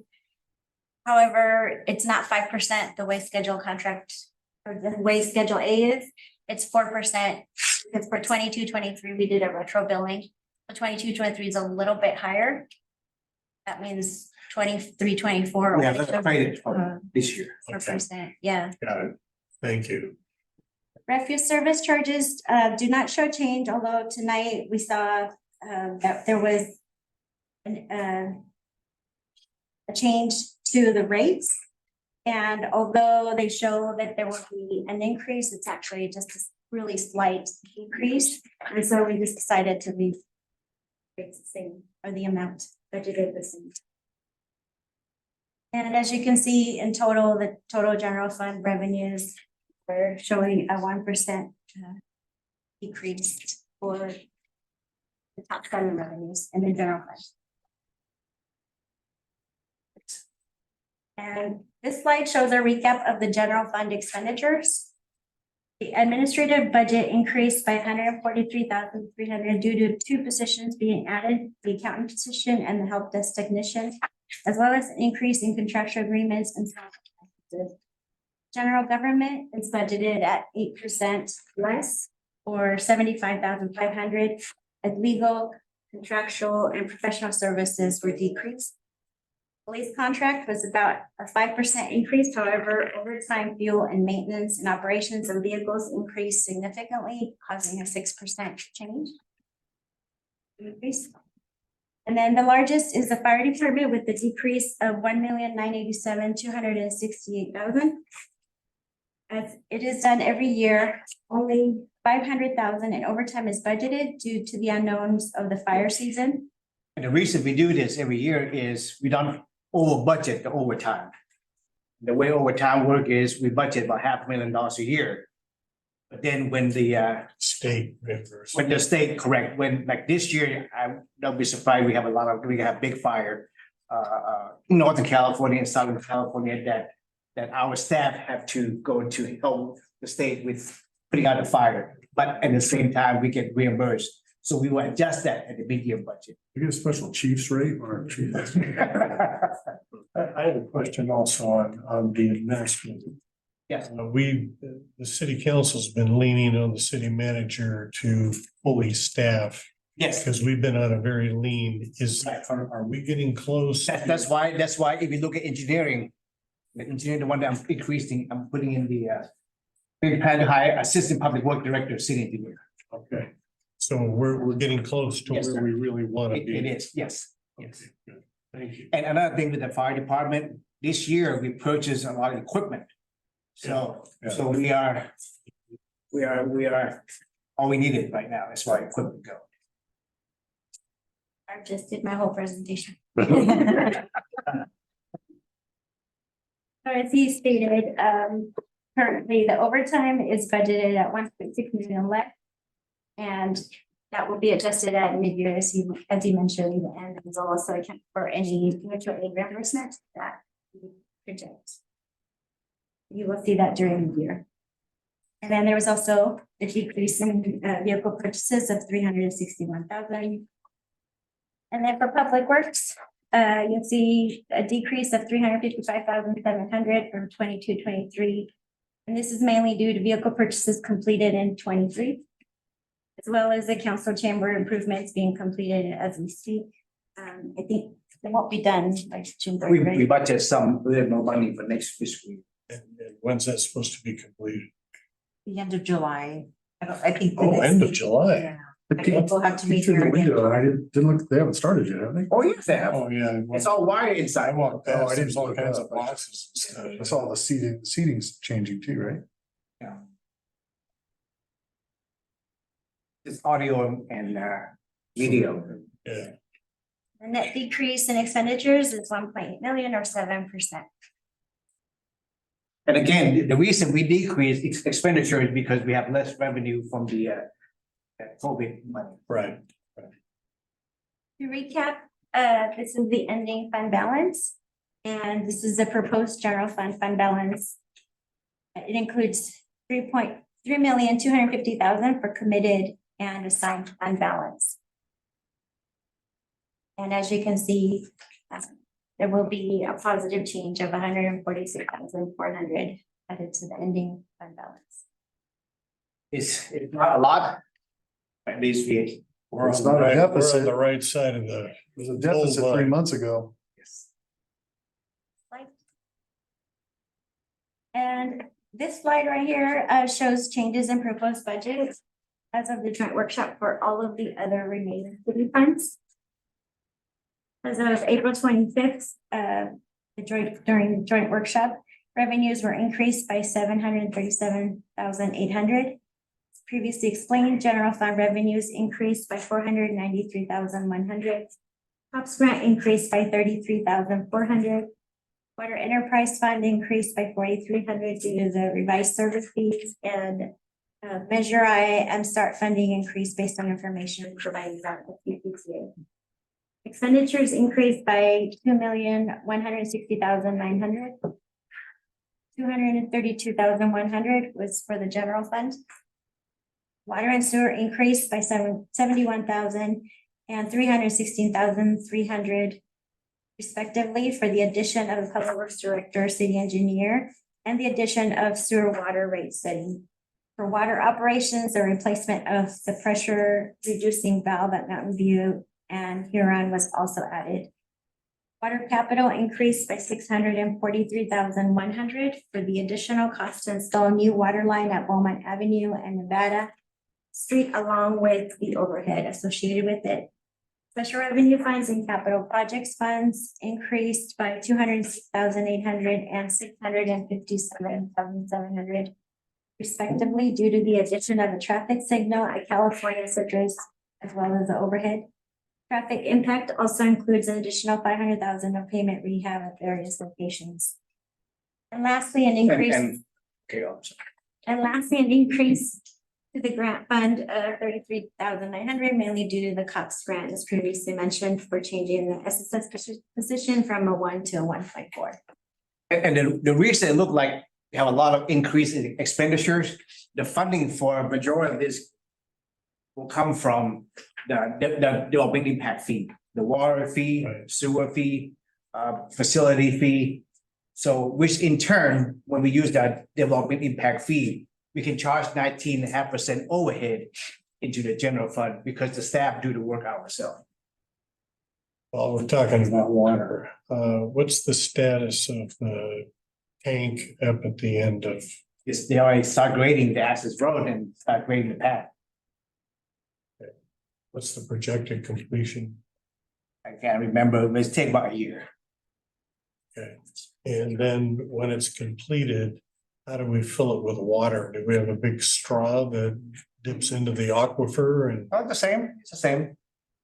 We upgrade our wells and Okay. it's the same pipeline that comes up Mountain View. Yeah, yeah. Okay. So about a year from now, we suspect. Okay. You're looking to go swimming or what's? Oh, yeah, it's just up from my house, so I don't have a pool, so I gotta find water where I can. Okay. Next. The slide shows a comparison of the beginning fund balance for all city funds from the adjusted in 22-23 to the proposed in 23-24. Revenues and other resources, as well as expenditures and other uses, were adjusted for unrealized revenue, expenditures, and loans that will not happen in by June 30, 2020. These items have been rebudgeted in fiscal year 2024.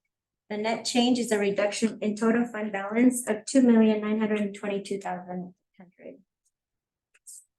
And then also just to elaborate, the 1.6 million reservoir and 600,000 in pavement rehab. That was budgeted in 23, but we moved it to 23-24. So that was an adjustment that was done. Fund balance. Next slide. The following two slides, page 11 and 12, will show the revenues and the expenditure council has adopted during the year and what is currently posted in the system.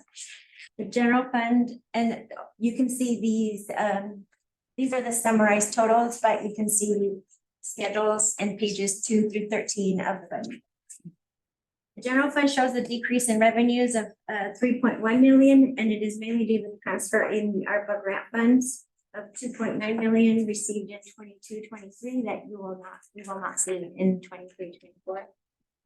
Same with the decrease of 5.1 million in other funds. The ARPA fund gets budgeted there as well, and we will not see that for 23-24. Capital funds have been adjusted from the draft that was given to you on Thursday, specifically Fund 343 special projects, as I mentioned earlier. The repayment of loan from successor agency was shown in revenue and also in other funding sources. The new printout that you were given shows the corrected amount in revenue. The 3 million increased revenue. There's still a 3 million increase in revenue, and this is projected increase due to development impact fees.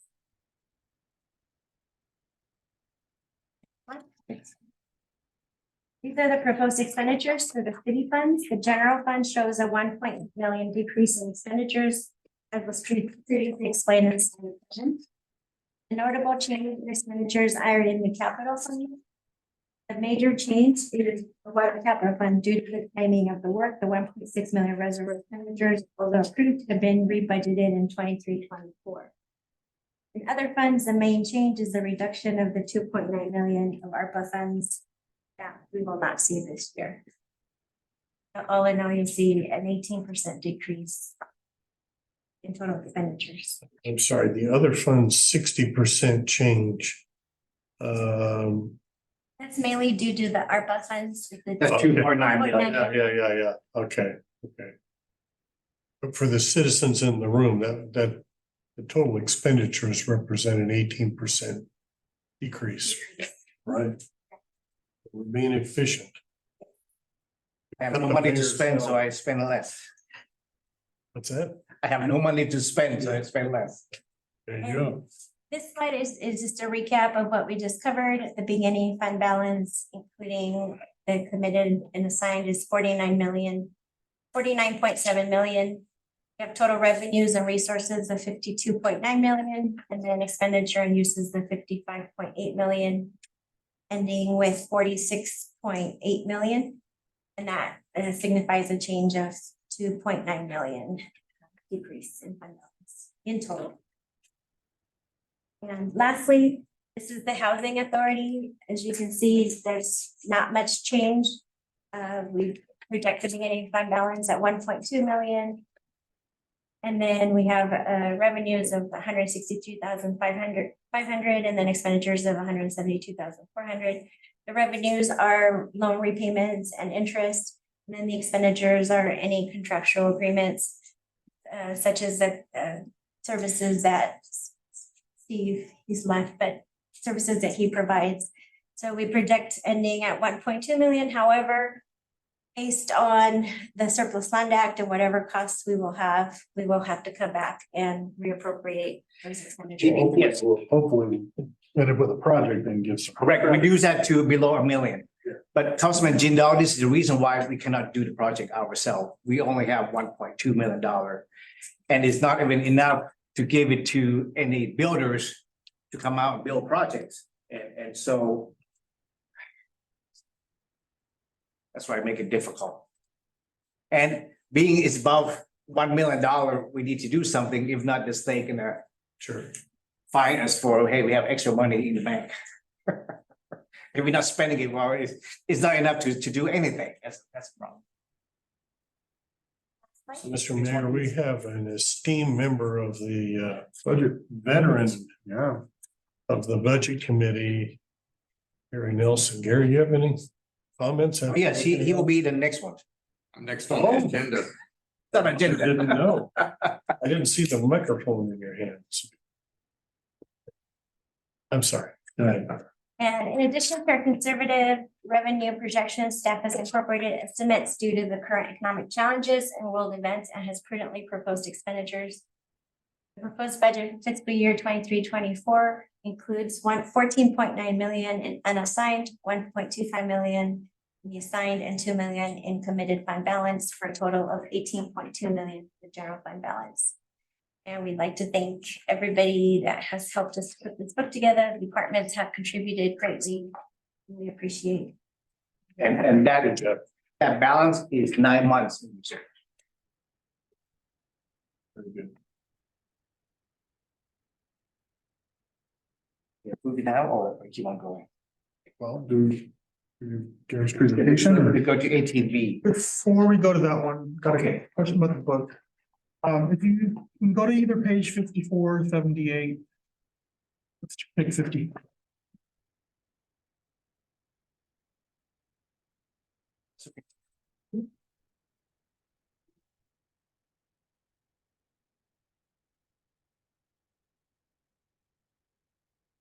What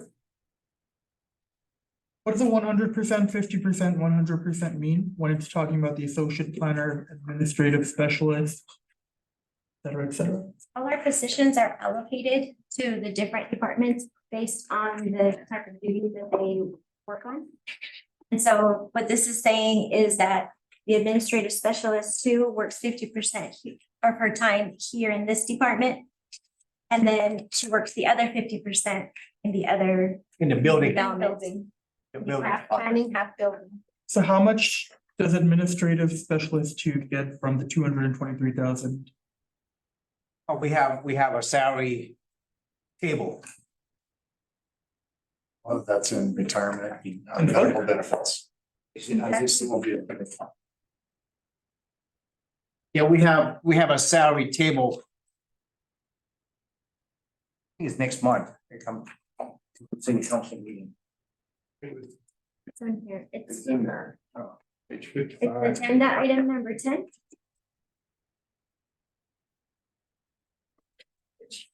There you go.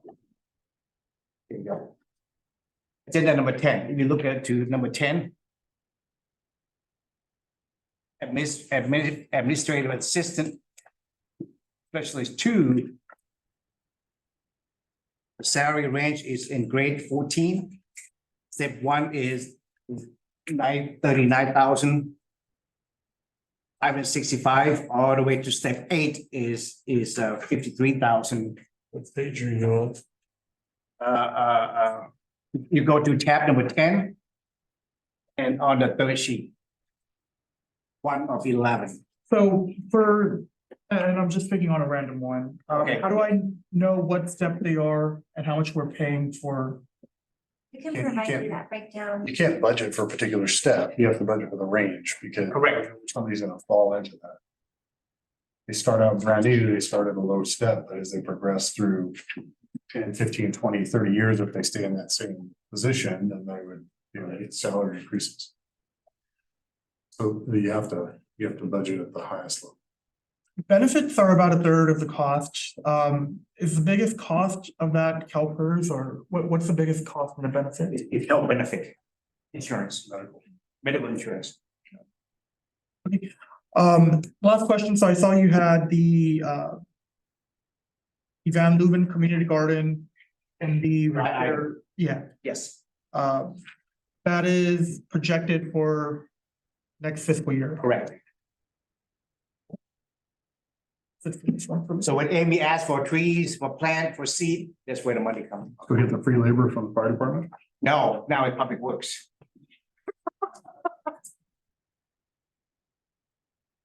Can't afford overtime.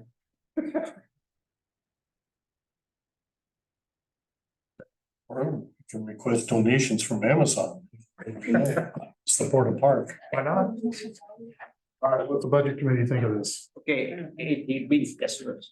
Gary is representing our budget committee. Okay. I don't know. So the budget committee, we talked a lot about the city. We actually have looked at surrounding cities as well and their budgets and where they are. And as always, the budget committee would like to recognize the city manager, staff, and employees of Loma Linda working together to realize the budget. It's remarkably how well this city is run. And if you look at the peers, especially here in Southern California, we are in a much better financial position than many of the other surrounding cities. That's because of the staff and the management of the city. So we'd like to basically, start off saying that for a budget committee, our job is much easier than at many other cities. We have a 3-page report that's in there, but I'm not going to read through it as we have done in the past years. I'm just going to highlight a few things. One of our concerns is as you see, a decrease in revenues. And it's been a very lean running city. We don't want to see burnout by the staff and management of the city. And it's not going to be an easy few years. And so don't expect it to be an easy few years because we encourage you to try to find additional sources of revenue. Not sure what they're going to be. But we know that will continue to be a challenge in the long term. We have a concern about more technology being used and not adequate staffing and training for that. And would recommend that more be done when it comes to IT. The point out again that this is a one-year budget. We would like at some point to see longer term budgets and projections. That's hard to do, but specifically, the planning for the additional fire trucks and stuff like that, which you were able to allow. Yes. And we'd like to encourage the city to do more of the long-term planning and look at capital expenditures and and you have to build your fund balances to address those long-term issues. Let's see. We don't recommend any more buy downs on CalPERS. We're at 0 right now. We're at 0. We're 0, sir. Yeah, right now. And we hope that it continues that But way. again, that's a big deal. It is a big deal. Everybody out here to know. we are among elite cities in that regard, that we've brought down our CalPERS to zero. We had discussion on what CalPERS expects as the returns, and we think they, We're gonna come up with a deficit. Everybody's gonna. yeah, we believe that they're gonna be a difference, that they believe they're gonna earn more money than we actually think that they're gonna. You say you think they're gonna earn more money? They think they're gonna earn, Okay, yes. We think they are overly optimistic on their returns. okay. But again, that's a long-term concern here in a great position in comparison to most people. Other than that, I don't really have anything else to say, unless you have questions. I didn't hear anything about how supportive and terrific the decisions the city council makes. Well, yeah, they did have one complaint, and that's on the pay for the budget committee. They actually wanted input on the pizza toppings. Pizza toppings should show up, and you guys don't have no input on our pay. Join the fire department if you want to get paid well. But no, they do view the whole thing as a functioning city, and the input of the city council is very important as well. We didn't mean to minimize your role at all. But and if you have great ideas on increasing the revenue, be sharing with the city so that they could pursue those ideas. I think we'd like to hear from you what ideas you got too. I think we're all in this together, and between you and Kurt and Jay, I mean, probably the three smartest guys in the building here most of the time. I mean, yeah, when you look at it, there's sources of sales tax and whatnot, as much as, I mean, there's small increment. I'll get on my soapbox for a second. You know, recently there was a coffee chain that, very, very popular coffee chain, one that always has lines out the driveway and they go down the street, actually approached us, and we're looking to put a franchise here. We have some fairly restrictive moratoriums on building code stuff, so they went to the city next door. So as much as we like to keep the city very pristine and beautiful, it comes at a cost, and at some point, we're not gonna be able to pay the bills. So we're gonna have to look at the right businesses and the right stuff to bring into the city to make that money. And I think it's important that the citizens weigh in on that. That was the reason we introduced those moratoriums was because we had hundreds of citizens here complaining because we put a McDonald's in town. Yes. 10 years ago. I mean, I sat through that. And we could have not done that. We could not do that in the future, and we may not be able to afford police and fire. So The budget committee actually agrees with you, and we actually believe that there does need to be changes to some of those regulations. and that's what I want to hear. I want to hear that that's what the community thinks, is that we need to alter our path a little bit to be able to bring in and attract some of the higher end businesses and things like that we'd like to see. You know, some of the master plan in Area D, we talked about, you know, having nice restaurants and shops and all that kind of stuff, but we're gonna have to look at how we address things such as alcohol sales and things like that we have pretty tight restrictions on. And if a high-end restaurant comes to town, they're gonna want to be able to do business the way their business model dictates, and we have to make sure we're in line. So I want to hear from we are all a big community. We're all in this together. All of you, all of us, and we need to know what this community wants to move down the road. Well, and our concern is that the community as a whole, there will be vocal individuals that are opposed to it. But those same vocal individuals aren't willing to pay additional taxes and fees as well to support the city. The city has to have some growth in these other areas as other funds decrease. And we think that over the next 10, 15 years, yes, additional housing and stuff will be built out, but there is not a long-term trend. The majority of the space has been built out. And so there has to be other things that will support the community and bring in sales tax and some property taxes and whatnot. But, you know, long-term, there isn't that much more housing to be built. And so you really do have to look at things other than that will support this. And I agree with you, but we have made some significant headway in recent years with the not quite sure just what's going on with the Loma Linda Auto Center. I see lots of cars and motorcycles there, but the signs are half empty, so I don't know what that, but the hotels, those have Hotels are been the a key. raging success. I mean, they're bringing in a lot more tax than most other industries in the community.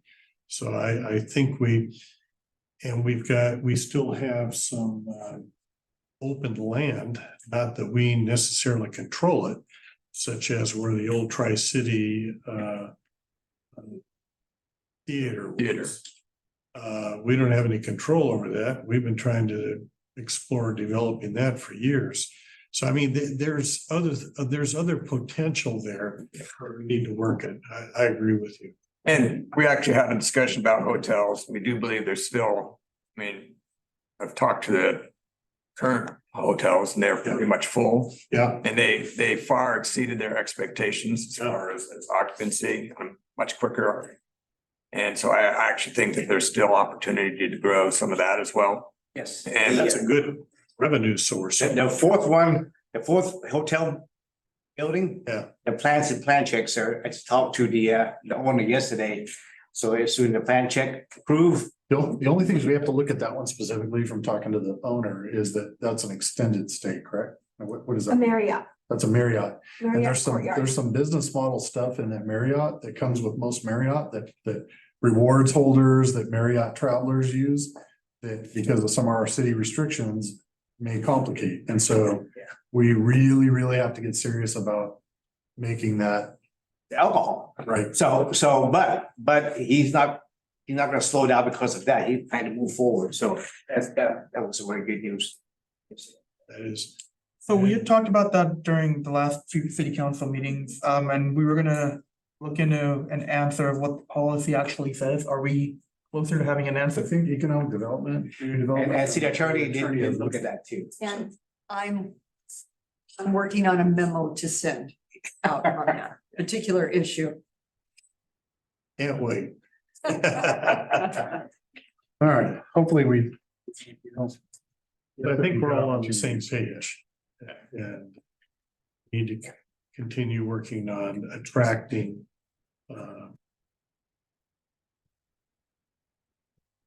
tax revenue from businesses in the city. We can't just be a bedroom community.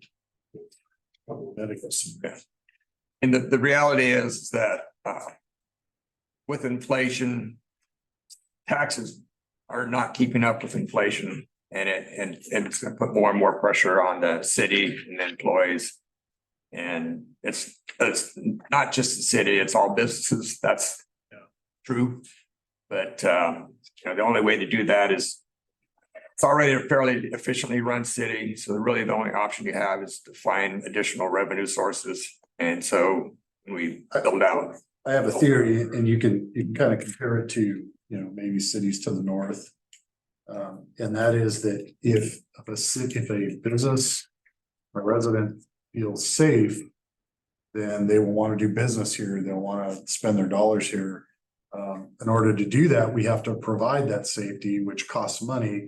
And we have to have the money to pay for that safety, which means we need those businesses and those residents. And it's the circle.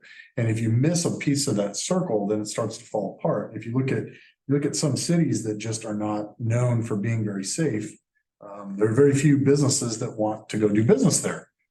And that's sad because then it stymies their ability to grow and get out of that rut. So, yes, sir.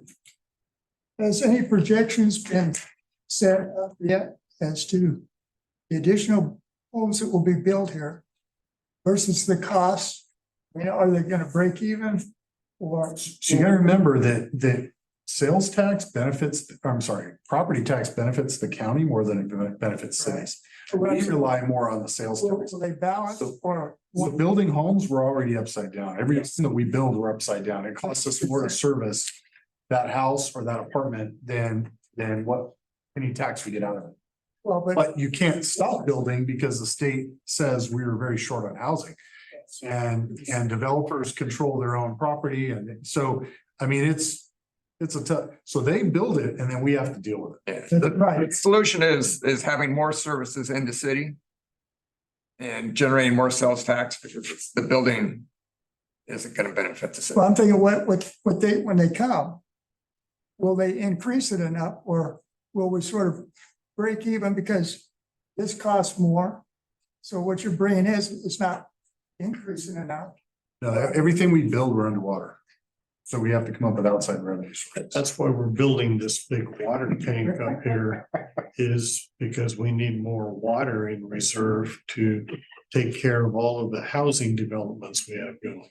So I mean, it's a net cost. And remember, the state changed the law now with regards to ADUs, because I mean, the push is we need much, much more. And so then that increases traffic, that increases all of, yes, sir. Yeah, when you make a statement about being underwater with development, is that specifically to residential as opposed to commercial development? It's hard to quantify that, but I would say it depends on what services you use, right? So commercial is probably not going to use as much in terms of fire and police and things like that. And those are the services that we're really kind of talking about. The cost for public safety goes up, and it's really the resident, the benefit. But does the county collect on the commercial properties?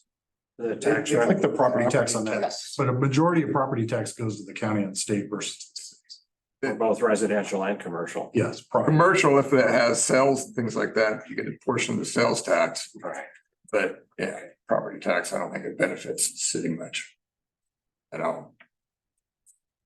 And that's not just California, that's nationwide, we're seeing those trends. And nationwide, I mean, just commercial, like the warehouses and stuff. There's some predictions that that's gonna be the next housing bust, not necessarily the individual homes, but commercial real estate is seeing higher and higher occupancy decreasing. And there's a lot of concern about the timing of when they have to renew their financing on those, and that banks aren't going to be willing to renew because of vacancies. And yeah, it's A lot of cities have taken gambles on Yeah. the warehousing, and that may not. Because right now, those warehouses, even Amazon warehouses, then the city benefit because that warehouse is a point of sale. So the sale tax go to the city. But if they're vacant, Changed, yeah. Yeah, most of the commercial vacancy concerns is in the office space more than in the warehouse space. yeah, that's a whole other topic. And then to look at, the trends with remote working and all that stuff. So in Sacramento now, a lot of people have not come back to work physically. So they're actually talking about taking a lot of the government buildings in Sacramento and turning them into homeless housing. Which, if you think about it from a city standpoint, now you have less and less people that are working, spending money at your restaurants, generating that sales tax. It's like this snowball that's not, I don't know. Yes, ma'am. I mean, I grew up in New York City. One of their main sources of revenues that has been consistent for years and years and years has been citations. Parking enforcement violations and things like that. They have a steady flow of income because of it. The city of Loma Linda, like I said, I've lived here for about 16 years. I've never seen that. And that would be a great source of revenue. Unfortunately, yeah, it goes against the resident, but it also implements some type of structure. So there's a city, it might have been Azusa, somewhere in one of the foothill communities did a study a few years ago on citation revenue. And they found out that they actually lose more money than they actually generate. And the reason is this: you got the cost of the employee, the cost of the equipment, and then especially with traffic fines in California, we kind of joke and we talk about the big bad state, but it's kind of the reality. So I'm gonna give you guys a little secret. It doesn't really benefit you either way, but if you get a ticket, a speeding ticket, and you go to traffic court and you say, Your Honor, you know, I'm struggling, I'm a single mom, can you reduce the fine on this? And the judge says, yes, I will reduce the fine for you. The judge is allowed to reduce the fine and eliminate a certain portion of the fees. Which portion do you think he's allowed to reduce? The cities. He's not allowed to touch the state portion. So they will never take it down all the way because the state is always required by law to get what the state gets. And so that happens way more than people realize. At the local level, we just don't get money out of citations. And that's really the point of a citation is really to curb or change behavior. So I would hope that any government agency wouldn't get into that just for a revenue making way. Because if you're not actually changing behavior, then what's the point of writing the citation, right? I mean, it's to fix the problem. So, you know, we do try to be a city that really tries to give everybody as many chances as they can. And then sometimes, you know, you just have to do what you gotta do. But yeah, we don't make money, and at least that's California. In New York, it's completely different. My thing was not regarding like speeding or anything like that. It's regarding the parking issue that's going on right now in Loma Linda. Because Loma Linda, you know, has increased significantly in population. And usually one house doesn't have only one car. They're usually 5 people. They have like 5, 6, 7 cars parking on the street. You know, that's what I was talking about. Yeah, no, you're absolutely right. And just wait, because the state with a lot of their mandates now has not taken parking into account. Yeah. So they basically said if you know, you want to put 15 people in a house, you can do that and you're not required to provide parking. Exactly. So yeah, parking has always been a struggle. Yeah. That has been an issue in our city for a time. In large part because we have 2 medical centers and a university, and students and residents tend to share houses. And so you can have a 4-bedroom house with a 2-car garage and they've got 4 or 5 cars. And we've had to deal with that over. And there's potentially, I don't know. We haven't heard about it for a little while, but there was talk with the university wanted to really invest in adding more student housing. They submit the layout to us. Oh, okay, so it is moving forward. So it's still probably a couple of years away, but the idea is they would really manage their own instead of all the students being spread out around the city. It's better for the student, better learning, better environment. I mean, it's some really nice plans and stuff, but and this isn't anything negative about the university, but you have to understand too, the university owns a significant amount of the land here in the city. And they don't ever want to do anything with it other than plan for future growth for the university. So in terms of, you know, could we add more parking structures? Could we do all these things? Those would be great. But that's not their goals. Our goals are different than their goals. And so most of the time we get along, sometimes we look at things differently. So it's overall a collaborative relationship, but what he says is true. Okay, I would like to thank you. I'm sorry, yeah. Oh, Tax exempt, but they still pay sales tax.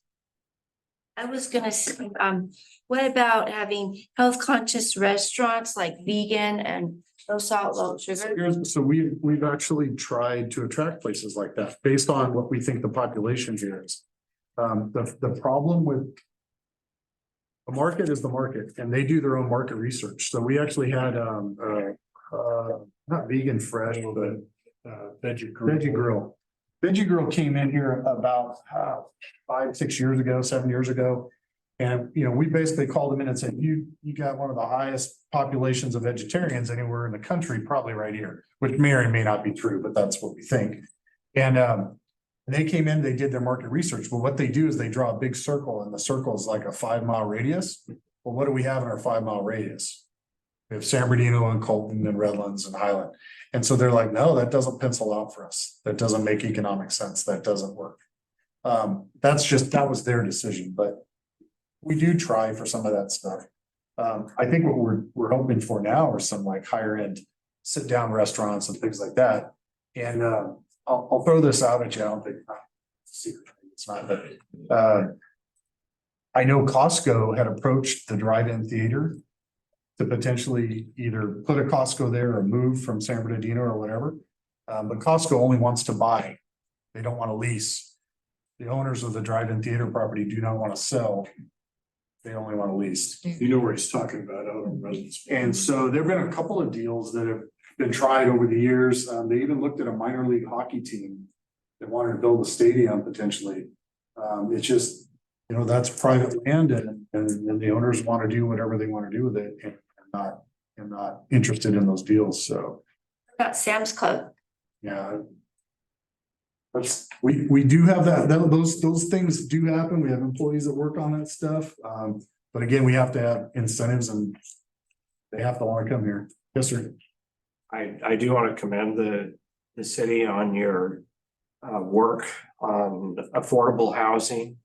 And to me, it's personal.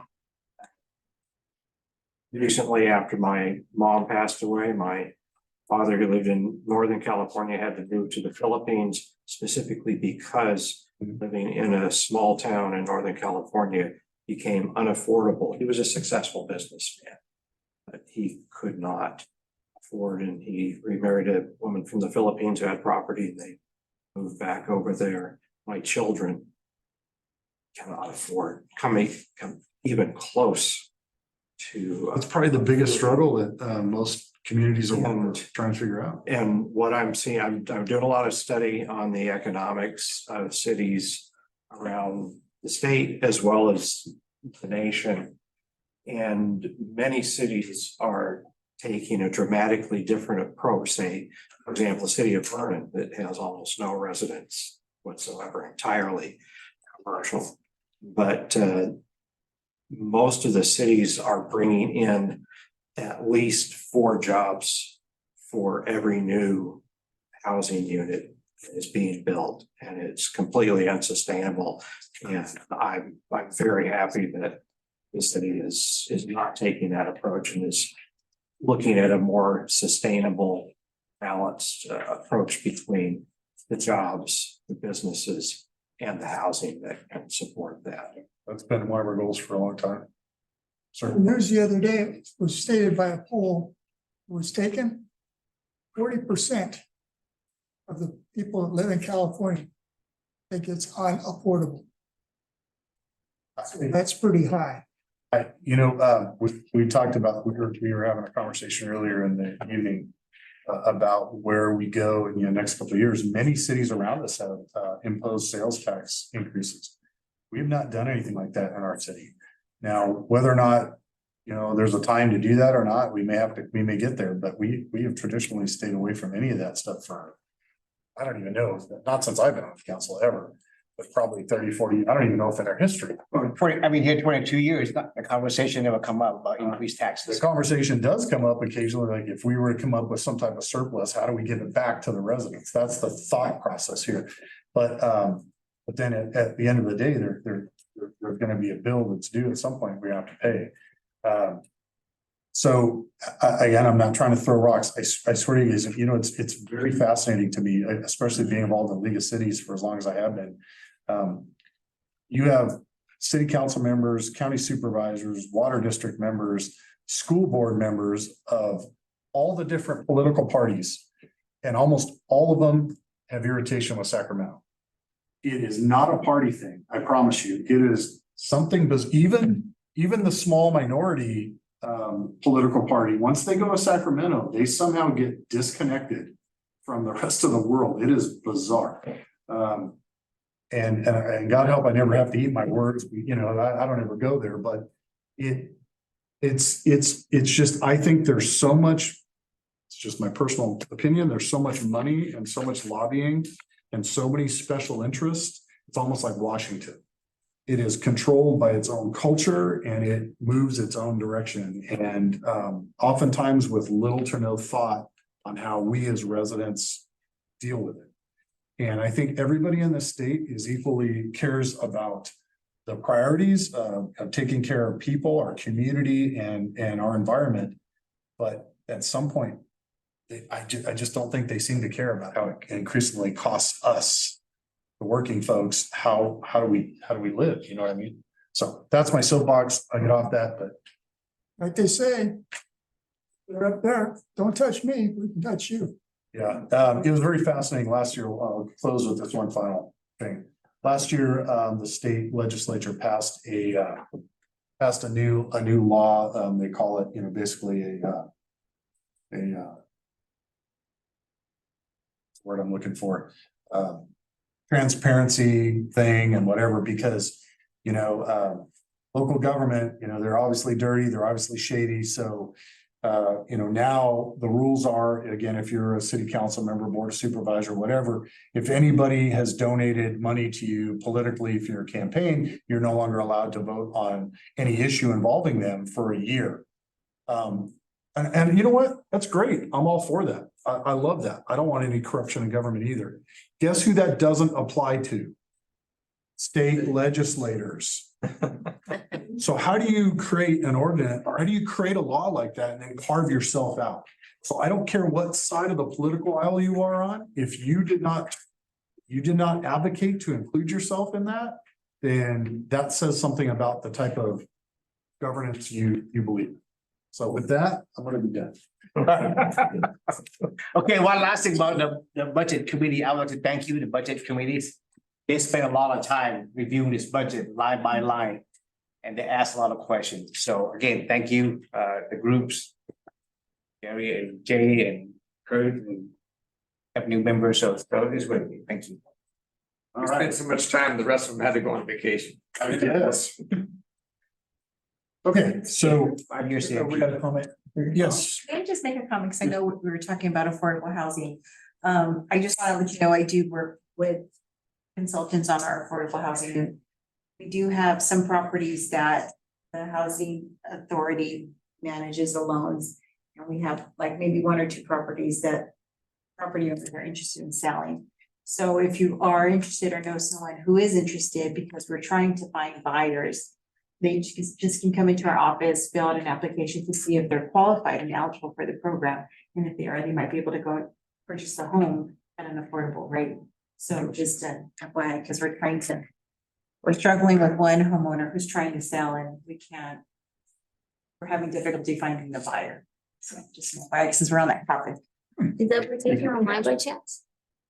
No, you can contact me. But it does have a lot of rule, have a covenant, and you Yeah. can't just The sell it covenant. to the next bidder. You have to sell it to the next low income. Yeah, as what Alright. Mr. Duquette was talking about, that 55 years on the multifamily, some of the properties have 30 years, 45-year covenants where, yes, if you do still are under that covenant, you want to sell it, it has to sell it to as an affordable home. But you can stay there long-term and. I'm sorry, just wanted to add that. Oh, thank you for bringing that up. Okay, how do we want to deal with the rest of the letters in this item? Have we gone through everything appropriately? Do we take it as one motion, or how do we want to? Well, since the councilman asked me about the payment rehabilitation, let me go over the 5 years. Yeah, okay. Yeah, this is the new art public place at Anderson, across from Loma Academy. Next, please. Okay, so 5-year capital improvement is divided into 7 different topics, which is the fleet, the general buildings, park and recreation, sewer, storm drain, street light, and water. Next, please. So we have a different list of funding sources that we can use to spend on all these projects. Okay, next, please. So the first one is for the fleet.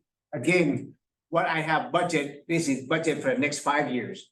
But what really in the budget for tonight, when you approve, is what appear on the fiscal year 2023-24. Okay, column. So this current year, we spent a lot of money to purchase the equipment for the fire department, for the public works department. Next fiscal year, we plan to purchase some more loaders, some equipment for public works, and one car for public works. And then the following year, again, we will budget it as we have the funding for. Next, please. general building. We have been spending a lot of money on the EOC, the fire department. So next couple of years, we plan to spend money on the city hall. Okay, for example, right now, we spend the money on upgrading our council chambers. We plan to do more for the rest of the building. We replace the carpet, paint the wall, replace the ceiling tile and some lighting, also do improvement in the city yard. So, and also that's what we plan to do for the next couple of years.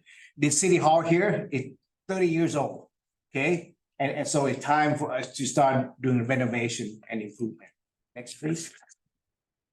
Park improvement. Again, we are Tree City USA. Every year we budget money for tree planting every year at the city park, at the city parkway, and so forth. We also plan to install more security camera at our city park. On the public places, we put that line item there, and the money for art and public places is not general fund money. The money came from development impact fee. So when people build houses, part of their fee come to art and public places. Next, please. Sewer. One only project we have for next fiscal year is upgrade our sewer lift station, which is at the end of Juanita Street. So we plan to go out to bid in the next couple of months. And then, as you can see, for the next 3, 4, 5 years, we really not have much to do with regard to sewer facility because our sewer is in good shape. Next, please. Storm drain. Again, our storm drain system in good shape.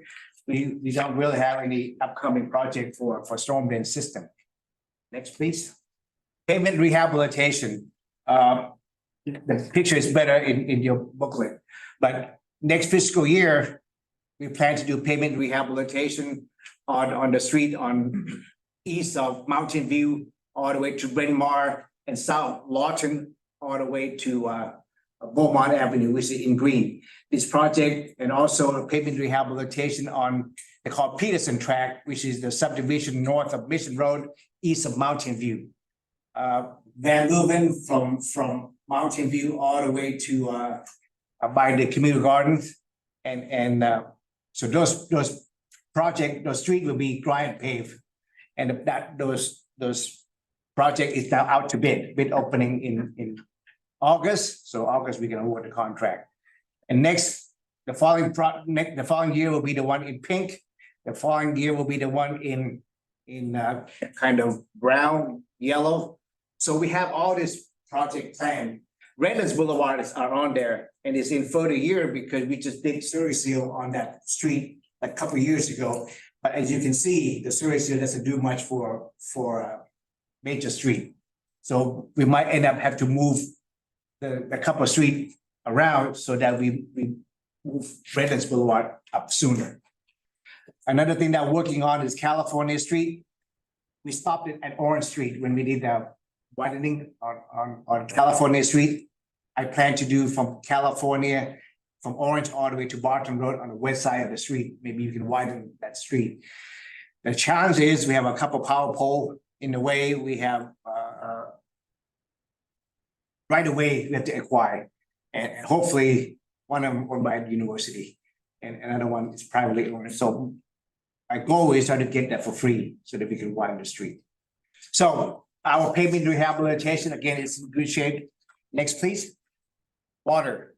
Okay, again, water projects, we're in good shape. I have replaced majority of a old pipeline. We replaced all the water meters into radio read meters.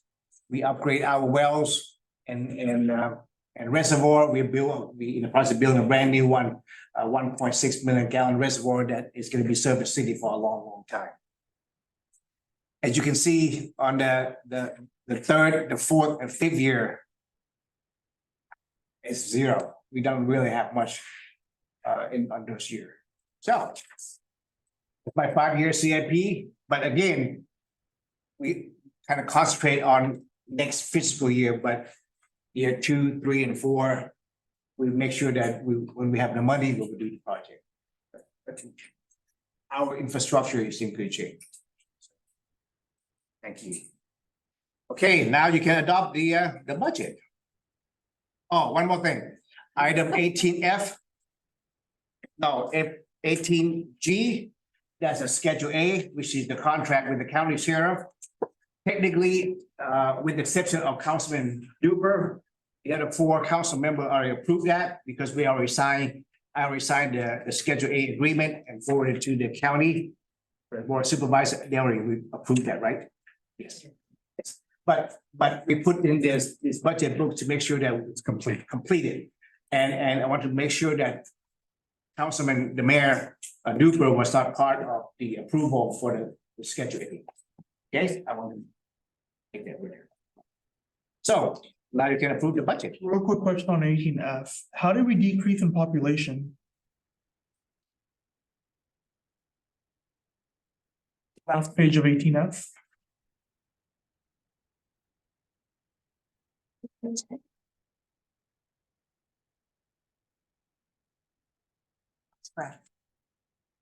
Brad?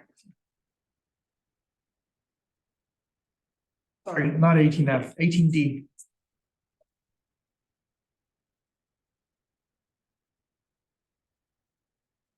Those are our numbers. Yeah. We get a report from the state that gives us that information. So it's a letter that gets issued from them and they give us those numbers. So I don't know why. Is that based on a census or? Yes, it's based on the state controller's numbers. So I know from other government stuff, state controller does a population count and then the US Census Bureau does a population count and they're not usually the same. So they must be using their own internal numbers, but according to the Census Bureau, they increased in population. But that's just for their internal determination of how much money you get on contract. No, for the appropriations limit. So this is the letter that comes directly from the state, and we use the information that's in the letter to calculate the appropriations limit. The appropriations limit is basically stating of all those taxes that have been appropriated or that have been given to the city or being received by the city, we're not in excess. We don't have more taxes than what we're spending. If we did have excess taxes and we weren't spending the whole amount, then we would have to give rebates. So this calculation and it's done. Actually works for our benefit. Councilman Jindal raises a legitimate point. We're building houses all over the place. But the census numbers were prior to that, those being inhabited too. Right? These census numbers. Yeah. That's true. Okay. Okay. That good? Everybody's got their questions answered? And can we take this as one motion to do all these? Okay, thank you. Question, can we discuss it? There's no public comment on this, but I'll entertain. a question. Slide 4 stated that ADA modifications were at 0 for the next 3 years and 15,000 for 2027. In your CAP? Okay, on the ADA, we received the grant from the county CDBG Okay. and to do the handicap ramps and the sidewalk. But the problem with CDBG is it had to be in the low income area. And guess what? The city doesn't have a low income area anymore. So a lot of time is we do it on the handicap ramps that existing, but that doesn't meet the current standard. So we revise those. So, but the budget is allocated at 0 until 2027. Because it's for general fund, yeah. For what year again? 2020, it's at 0 for 2023, 2024, 2025, 2027, 50,000. Right, because right now I don't have any project, I don't have any funding source. So if you have money, then we'll put them in. Based on CDBG, that's what you're talking about. Correct. But do you understand Yeah, no, I understand that because I've been dealing with ADA funding, so I get that. Mhm. Thank you, appreciate it. All right, entertain a motion. I will. Move the package. Yeah, the 23-24 budget. Second. It's up to you to fill in all the details. I just had a question on the Schedule A that's approved. Again, I just mentioned that It was already approved. It was it's already approved, Okay. that the councilman Duper was not part of the approval. Motion is to approve the fiscal year 2023-2024 budget, accepting the filing of the budget committee recommendations, accepting the filing of the 5-year capital improvement program, adopting Council Bill R 2023-23, adopting a resolution of the City Council of the City of Loma Linda, California, adopting an amended city appropriation limit for fiscal year 2023-24 in accordance with the provisions of Division 9 of Title 1 of the California Government Code. To add on that, we had added the resolution to your packet this week. And the resolution, the city had opted to use the county's population change to calculate the appropriation limits as it yields a higher adjustment. So the resolution that you received is right to that. And except for filing the investment policy, approve the COPS grant expenditure plan. I'm sorry, approve the expenditure plan for fiscal year 2023-24 supplemental law enforcement services funds known as the COPS Citizen Option for Public Safety Grant as noted on the staff report for the proposed 23-24 city budget. Approve Schedule A contract with the Sheriff's Department. Adopt Council Bill R 2023-24. The Wildland Fire Protection Contract number 3CA 06327 between the California Department of Forestry and Fire Protection, CAL FIRE, and the City of Loma Linda for fiscal year 2023-24 in the amount of $91,739.72, and authorize the mayor or mayor pro tem to sign the contract pursuant to government code 40601. And adopt Council Bill R 2023-22. Adopt a resolution of the City Council of the City of Loma Linda, California, adopting the final budget for the City of Loma Linda for fiscal year commencing July 1st, 2023 and ending June 30th, 2024. And adopting resolution bill, the Loma Linda Housing Authority Bill R 2023-01, a resolution of the Loma Linda Housing Authority establishing a final budget for fiscal year 2023-2024. My motion was a whole lot more simple. I will take a vote. So Councilman Jindal, Yeah. Mayor Pro Tem Daly. Aye. Mayor Duper. Yes. Motion carried. Thank you very much. Moving on to reports of council members. Yes. So this past Friday, we had a committee meeting for Cal Cities, League of California Cities. I'm on the governance committee, whole bunch of bills we talked about, but two things that stuck out to me. So as everyone here knows, we went into district a few months back.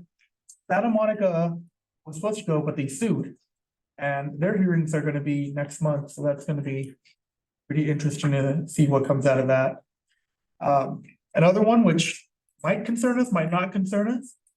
Councilman pay raises haven't increased since the 1990s, and there's currently a bill in Sacramento that is proposing to increase pay for councilmen. So I think we had an increase like a few years back. It doesn't affect us, but it'll affect other cities. I sit on the Public Safety Policy Committee and I'm a statewide league board member on the full board. And we had a Public Safety Policy Committee amongst others last week also. Lots of public safety legislation going through Sacramento. Most of it is anti-public safety. And it's actually pretty sad that several of our local legislators have in the past and continue to currently support things that actually make us less safe. I'm not sure what else to say. I mean, there's literally hundreds of them. This state is really trying really hard not to hold people accountable. So yeah, I don't know what to say. Well, the sheriff's department to weigh in on that, but I would say the same things I'm gonna say, so. It's difficult. Anyway, my encouragement, hold your state legislators to task, call them, talk to them, ask them questions. Half the time they're voting on stuff they don't even know anything about. I know our sheriff went up and testified on a fentanyl bill a couple months ago. And he testified in front of the Assembly Public Safety Committee. And he said that as a father was there testifying about how his daughter died from fentanyl use, those legislators were texting and goofing off and screwing off and not even paying attention. It's like they just don't even care. Yes, right? Frustrating. Yes, very. All happening. So anyway, we'll see. Hopefully that turns around and we actually start caring about people. All right, any reports of officers? Budget's done. Budget's done. Okay, we are already in the housing authority, so we're gonna be back to the housing authority agenda. Are there any items to be added or deleted there, sir? Would anybody from the public like to speak on a non-agendized item on the housing authority? Seeing no takers, we'll move on to the consent calendar. Have a first and a second. Madam Clerk? Motion is to approve the consent calendar on the housing authority as submitted. Yes. Mayor Pro Tem Daly. Mayor Duper. Yes, thank you very much. We already dispensed with 3, 4, and 5. Any chair member reports of officers? Seeing that, we will adjourn the housing authority and move into the successor agency. Mr. City Manager, any items to be added or deleted? No, sir. Again, this opportunity for public comment. Anybody wishing to speak on any non-agendized item on the successor agency, please note it. Seeing nobody, we'll move on to the consent calendar. I have a first, second, and a second on that consent calendar, Madam Clerk. Motion is to approve the consent calendar on the successor agency as submitted. Engine dogs, Mayor Pro Tem Daly, Mayor Duper. Yes. Motion carried. Thank you very much. That concludes all 3 agendas. Thank you all for coming out. We appreciate you staying with us all night. We hope to see you the next meeting.